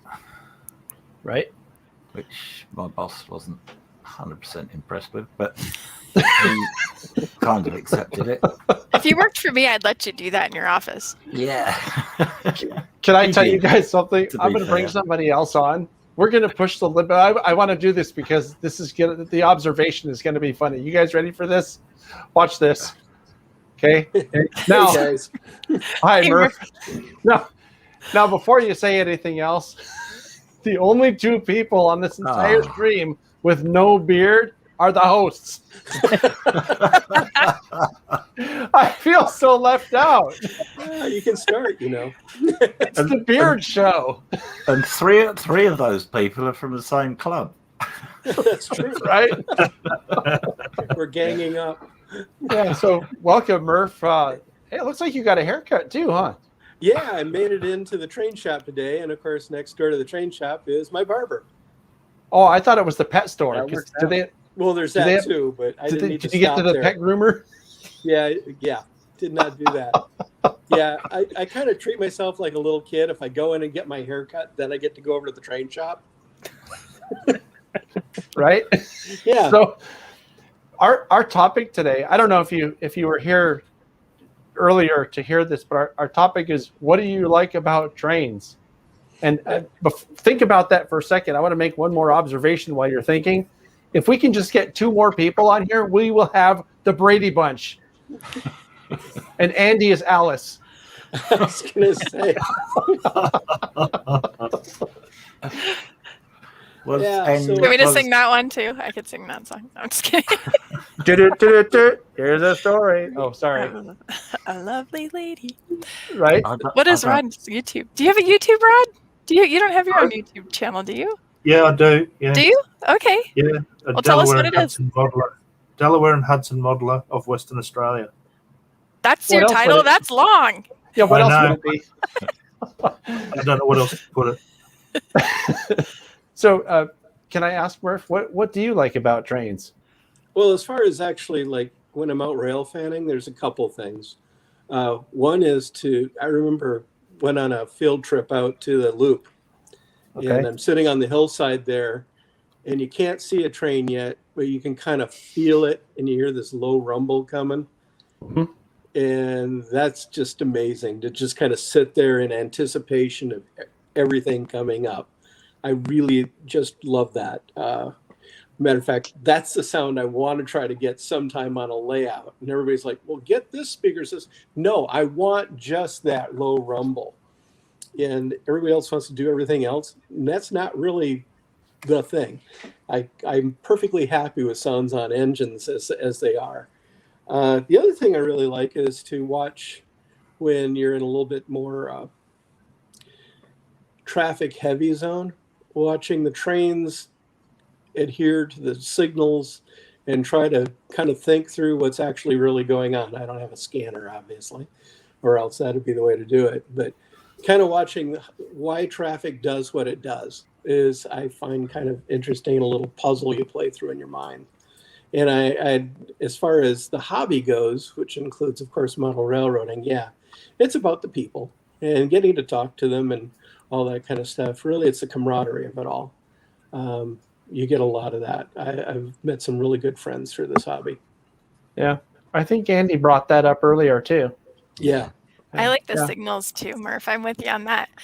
You'll see me walk out of the museum a lot, and I go out and I look north, and there's enough signals that I can tell what train is coming, where it's going, which siding, which direction, and what's going on because of the approach, the advanced approach, or the green, So I love the signal system. I think it's I remember the first time I was in the hobby back when I was a teenager, before women and all that. And, I just remember sitting, I was near a small yard in Lansing, Michigan, just kind of watching things process. And all of a sudden I went, that's why that guy stopped. And, oh, look over there, that signal's green. Somebody's going to be coming over there soon. And it just really kind of changed the whole thing for me. I really kind of started getting into it then. Yeah. There's a new book just come out from Dave Adelise or something like that. I can't pronounce his name. I've ordered it. It'll take probably 4 months for it to get here. But I'm halfway through it. It's a good book. Good book. Yeah. It's got the history of signals first, which is where I'm at. I really like that part too. Learning about where they came from. Yeah. And it explains what they mean and all the rest. I just realized I'm going to have to go back and rename this video to the TSG Train Crew chat. Because everybody here's on the crew. We got like 4 TSG shirts or 3. The other thing too, Murph. You were talking about putting their sounds on the layout. I've seen that George Bogota, is it, does a decoder to put in various freight cars.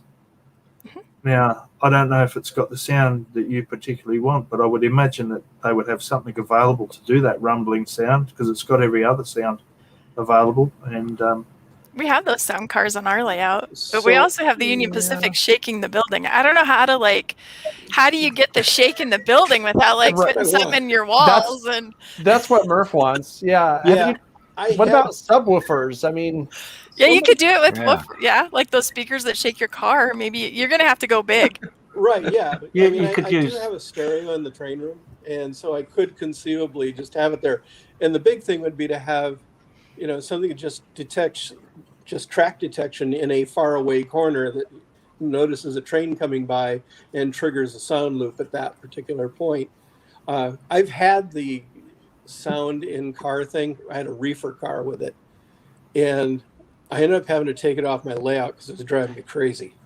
And so it makes all those squeals. I got 20 of them, and I'm like, oh my God, I'm like running out of there.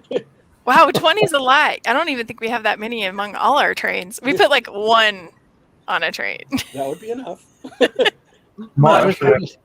I was recording a layout tour. This was funny, and the person that owned the layout had it was a stock car, and it had I think it was from BLI, and it had the and it just kept going on and on and on. And he decided, I would have suggested this if he didn't decide it before I got to it. He suggested, I think I'm going to just say that we left that car off in this town on our way up to this other place. So we don't have to listen to it anymore. He was getting annoyed by it. So we have a whole train of those, and it started out just the cattle, and that was great. I loved it. You turn the layout on and you're, and they work up, you change speed and they get all riled up because you just shook them around, and then they'll settle down after a while. But then somebody donated to us the pigs, the chickens, and the donkeys, and now our train is like this cacophony of, I mean, it's just painful. You gotta do that again. What does it sound like? I don't think I can do it again. Like you've got the pigs and the chickens, and they're all click click click, and it's a lot of sound. Yeah, I'm gonna go back and record that and make an MP3 of it and put it in my MP3 player. I can't do the pig noise, I'll make it my ringtone on here. It'll be this weird, and it'll come up with your picture, Michelle. There you go. Make that my ringtone. That would work. Well, another thing Mike Confalone's just tried to play with is he's got the ambient rail sounds recorded on. I don't know if he's on what do you call it? Pi. What do you call it? Raspberry Pi, or something like that. And when he's coming into the yard, it kicks off, and it's got all the ambient train sounds, the cars coming to a screech, and different things being done in the area. So that's another possibility, I suppose. Check it out on YouTube, Allagash Railway. Mike Confalone, he's got a couple of videos there. Look, it works well for him. He's enjoying it. I don't know if it's for everybody, but it's just another way to bring some sound to it. Yeah, that's definitely something that's conspicuously absent in layouts, especially when you're doing that switching. The cars clash together. When they stretch the train, there's a definite noise to that. They set the brake, and the engineer puts the locomotive in some notch, and it pulls the cars all apart so that they're not constantly doing this as they take off down the track. So yeah, there's definitely something to that. And even the sound of the brakes being set, you can hear the air going into the airlines, and it's that's one of those train sounds, Michelle, that we were talking about earlier. Yeah, I like the sound. Sound is 50% of the experience for me. Yeah. Have you tried the BLI Rolling Thunder at all? No. What is that? It's the decoder, a Paragon 3 and Paragon 4 decoder, transmits to a receiver unit that you mount underneath the track, which you then feed into your home stereo system, which you build underneath the layout. Well, there you go. And you get the bass, the depth, and everything like that. What do you perceive might be the challenge of something like that, Merv? Dealing with the BLI decoder, trying to run a train. I was going to say the real challenge is it has to work when you pull it out of the box. You're just splitting hairs here, John. Late Night Model Railroader says he loves the slack. You know, when you hear the slack go in or out of a train, somebody needs to model that sound too. Because I'm not sure we have that sound. That that's true. That's a loud noise too. It's loud, and it moves down the. You can hear the movement of it. Yeah, it's important too. Actually, very important. Yeah. If you try to tighten up a train and then start, good luck. Yeah. So somebody's got to figure out how to make that work on a train. Like, Check out Mike Confalone's video on YouTube. I think you'd be surprised. It's got everything in there, all the sounds. It's quite well done. Check it out. Cool. Yeah. So that's Allagash Railroad or Railway. Yeah. I think I saw that video. I don't remember if I watched the whole thing, but I knew that someone was doing what you're talking about, and the name sounds very familiar to me. Yeah. Do you do anything, Alvin, on your layout for sound, or are you just using regular decoders, or have you built in anything? I just use regular decoders. At our club, we had the BLI Rolling Thunder system, and that's cool, but it's only in this one little corner of the layout. So every time something went by, and it was kind of annoying, actually, I think. I mean, it's cool. The concept is cool, but I think if it was spread out more versus in one spot, then it'd probably be better. There are some sounds that I think would do well with a stationary speaker, and anything with a higher sound, it's kind of like, no, it's got to be directional. Yeah. Whereas the more bass sounds they can sit in one spot and they will spread. Sorry, go ahead, Rod. Right, that's all right. I was going to say, with that system, I think you can only have one loco. It'll only pick up the one loco, won't it? You couldn't have, as others go past, it doesn't necessarily pick them up. It's programmed for that one loco. Right. Gotcha. Is that correct? We have we have a sound system that goes under our layout that has all these different sounds. I don't know the brand or anything, but there's running water, and it's under our river. Yeah. And when I first started working at the museum, somebody forgot to turn it off on the weekend, and I came in and I thought we had a water leak, and I went through the entire museum trying to figure out where this running water's come from. I'm checking every pipe, and I finally called somebody, and they're like, "Okay, go over by dairy. Okay, now turn around and look under the layout and turn off the water." I'm like, "Oh, you're kidding me." I remember that spot. That's where that winding river goes through, and there's the gold mine. And so we have water under it. Yeah. So we have that water sound underneath there. We also have a sawmill sound, which is great when the public's in there and you have all this hum of people talking and train sounds. And so the sawmill is just kind of peripheral, and you hear that. But when you're the only person in the museum and you have the layout on and that goes on for like 4 hours, we did install a mute the sawmill button into our programming. Just for you, right? Just for me. Do you know the other thing that you have at the Colorado Model Railroad Museum that I thought was pretty cool, that I picked up on when I was there, is the milepost detector. Yeah, I love our defect detector. Yeah. Yeah. And you know, it was originally it's called a defect detector. It's a Boulder Creek Model Engineering. You have a name like that, don't you? And it's been there longer than me. It was originally a man's voice, and then UP they changed to a woman's voice on the detector outside the real one on the line out. So they came and re-recorded a woman's voice. It sounds just like the UP now. So it's pretty interesting. If you guys don't have one on your layout, it's cool.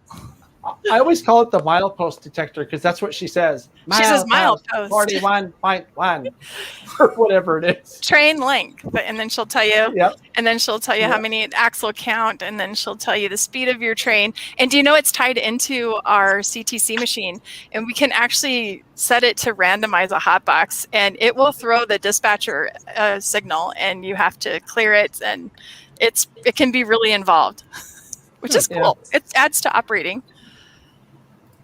What do you do for sound on yours, James? Do you just use the decoders that come in the locomotives? or that you put in the locomotives? Yeah, for right now, I don't have anything special, but in the small basement, it can sound really, really loud. So Right, but that's cool though. yeah. You want the neighbors to complain. Yeah. I should bring my big boy over because in the museum we have to almost double the sound of everything that we get because of the noise in the building of people and all that. So I bought the Athearn big boy and you couldn't hear it 4 feet away in the museum. Yeah. So we put these gigantic speakers in it, up the whole, we worked with soundtracks and like up the whole power outage of these speakers. And now if I took it to a home layout, it would probably just like shake your house. Bleeding out your ears. There's my cat. Rico. Oh, there's a cat in your picture. It's the problem with being in the regular part of the house. All the animals are going to come in. He's Yeah, but we can. It's At least Alvin we at can the see you. museum, don't you? You need Alvin at the museum to do all the sound effects for you. Yes. Oh, we that would do. be perfect. He could just go around with you. Yeah. Oh, Alvin and a megaphone. that I'm not could sure be you need a megaphone. disastrous. Isn't there a PA, Michelle, Yeah, with a we have a- microphone that you can just have Oh, him yeah. up there? Here comes the say. We could totally do that. We have chicken sounds. Our chickens that we have on the layout, we Oh, they and re- they- we have sounds. they And our whole pick. CTC machine actually is all sounds we added. So our CTC machine, when you flip a switch, it goes clickety, clickety, clickety, clickety, like the relays really should, even though it's wireless and digital under there. We recorded that sound because it's important. Cool.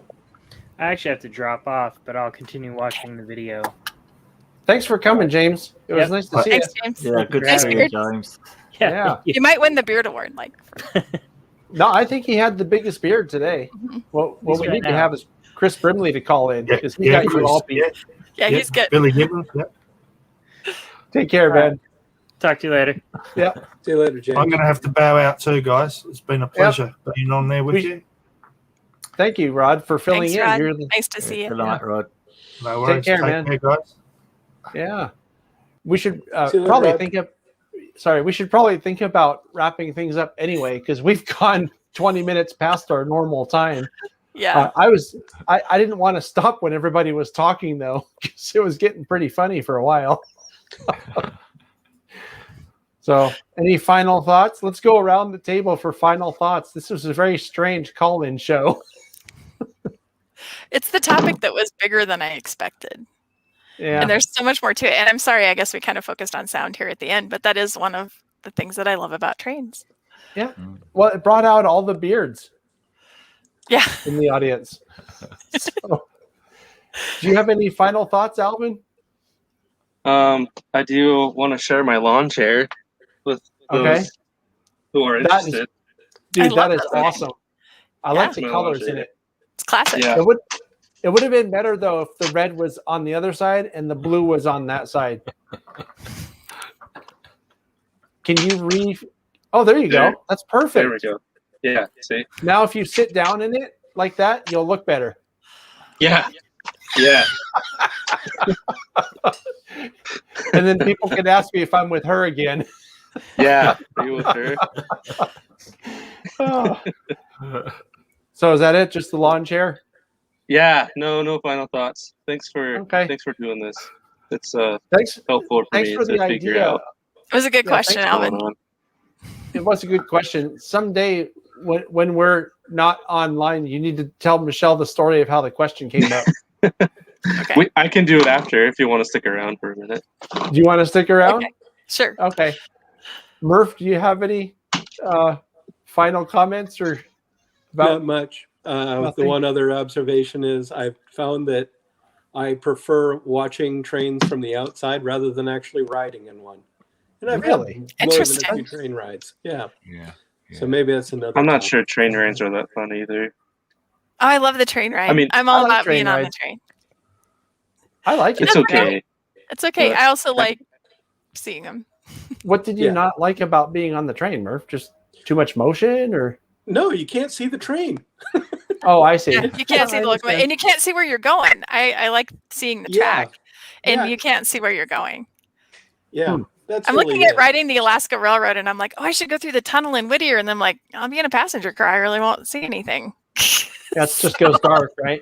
Yeah, it's gonna be dark. Like, so, Well, what if you could ride a train to your destination and then go foaming?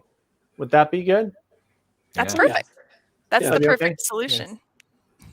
All right. Well, works for me. All right. Well, with that, we'll say farewell. Oh, I forgot to take Alvin out of the picture. We'll take you out of the picture, Alvin. You hang out backstage there, and we'll talk to you afterwards so you can tell your story.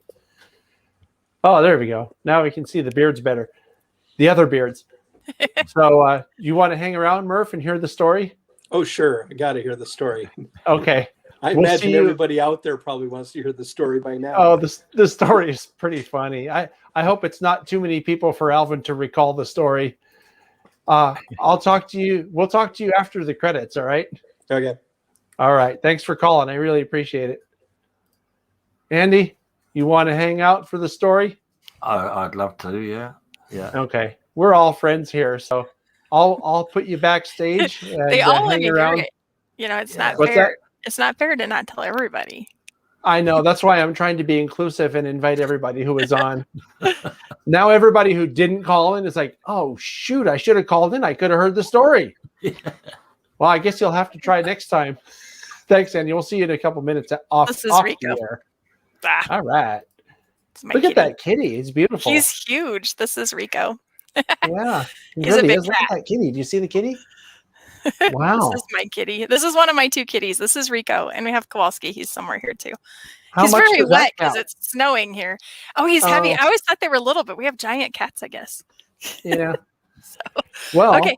Thanks for joining, that- everybody. yeah, it was a lot of fun. I wasn't expecting to end up with an all-star cast of TSG Train Crew, but you never know what's going to happen. You never know what's gonna happen. And you know, Michelle, actually you dropped out of the call. The one caller that I was a little hesitant to bring on turned out to not be a crank caller, so that was good. Oh, cool. Yeah. Sorry I dropped out. I'll try to figure out my Wi-Fi better. Oh, it's okay. It happens sometimes. So normally at this point, at the end of the show, I will tell people what's coming up on the channel, but I don't remember what's coming out this Saturday. Here it is. It's a train Thank show. you. You're having a virtual It's April. Well, there is that. There's a virtual convention this Saturday. The virtual convention is happening. And once again, that's called the Sugarpine Centennial. If you look up Sugarpine Centennial on your favorite search engine, it should take you to the website for that train show. But that's not going to be on my channel. That's Right. going to be something that we're doing off the channel. Oh, how could I forget this? I knew this is what was happening. Model railroading with Jack Burgess on the Oh, same nice. day at 9 a.m. right here on the channel. And I'm trying to remember what the topic was, but I can't remember right now. So just tune in for it. Any topic that Jack chooses to talk about is usually worthwhile. And then on Sunday, we have the Crew Lounge, which I was mentioning earlier. It's going to have a whole bunch of young people on telling us what they do in the hobby or in the railroading business. And you might be surprised because Cool. I'm pretty sure that everybody on that stream is going to be, 30 or younger. And one of the people that I can think of right off the top of my head is barely just turned 21. So there are young people in the hobby, and we're going to have 5 or 6 of them talking about that right here on the channel Sunday at 4 p.m. Pacific time. Nice. So thanks, Michelle. It's Thank always you. good to see you. I'm glad right. that you were able to come. I'm still bummed out that you weren't able to be here last month, but we have other things that we take care of. Yeah. And yeah, cool. So, I okay. will see you in a couple. Okay. Bye. Thanks. You're gonna Thanks, drop me out, everybody. right? Sorry? You're dropping me out. I don't have to hit leave, right? Oh, do I hit if you'd like, I'll do that too. Here we Okay, go. thanks. I'll see you in a minute. And that's it, folks. I will see you all sometime very soon. And thanks for joining us, and have a great evening or morning or whatever it is, wherever you are.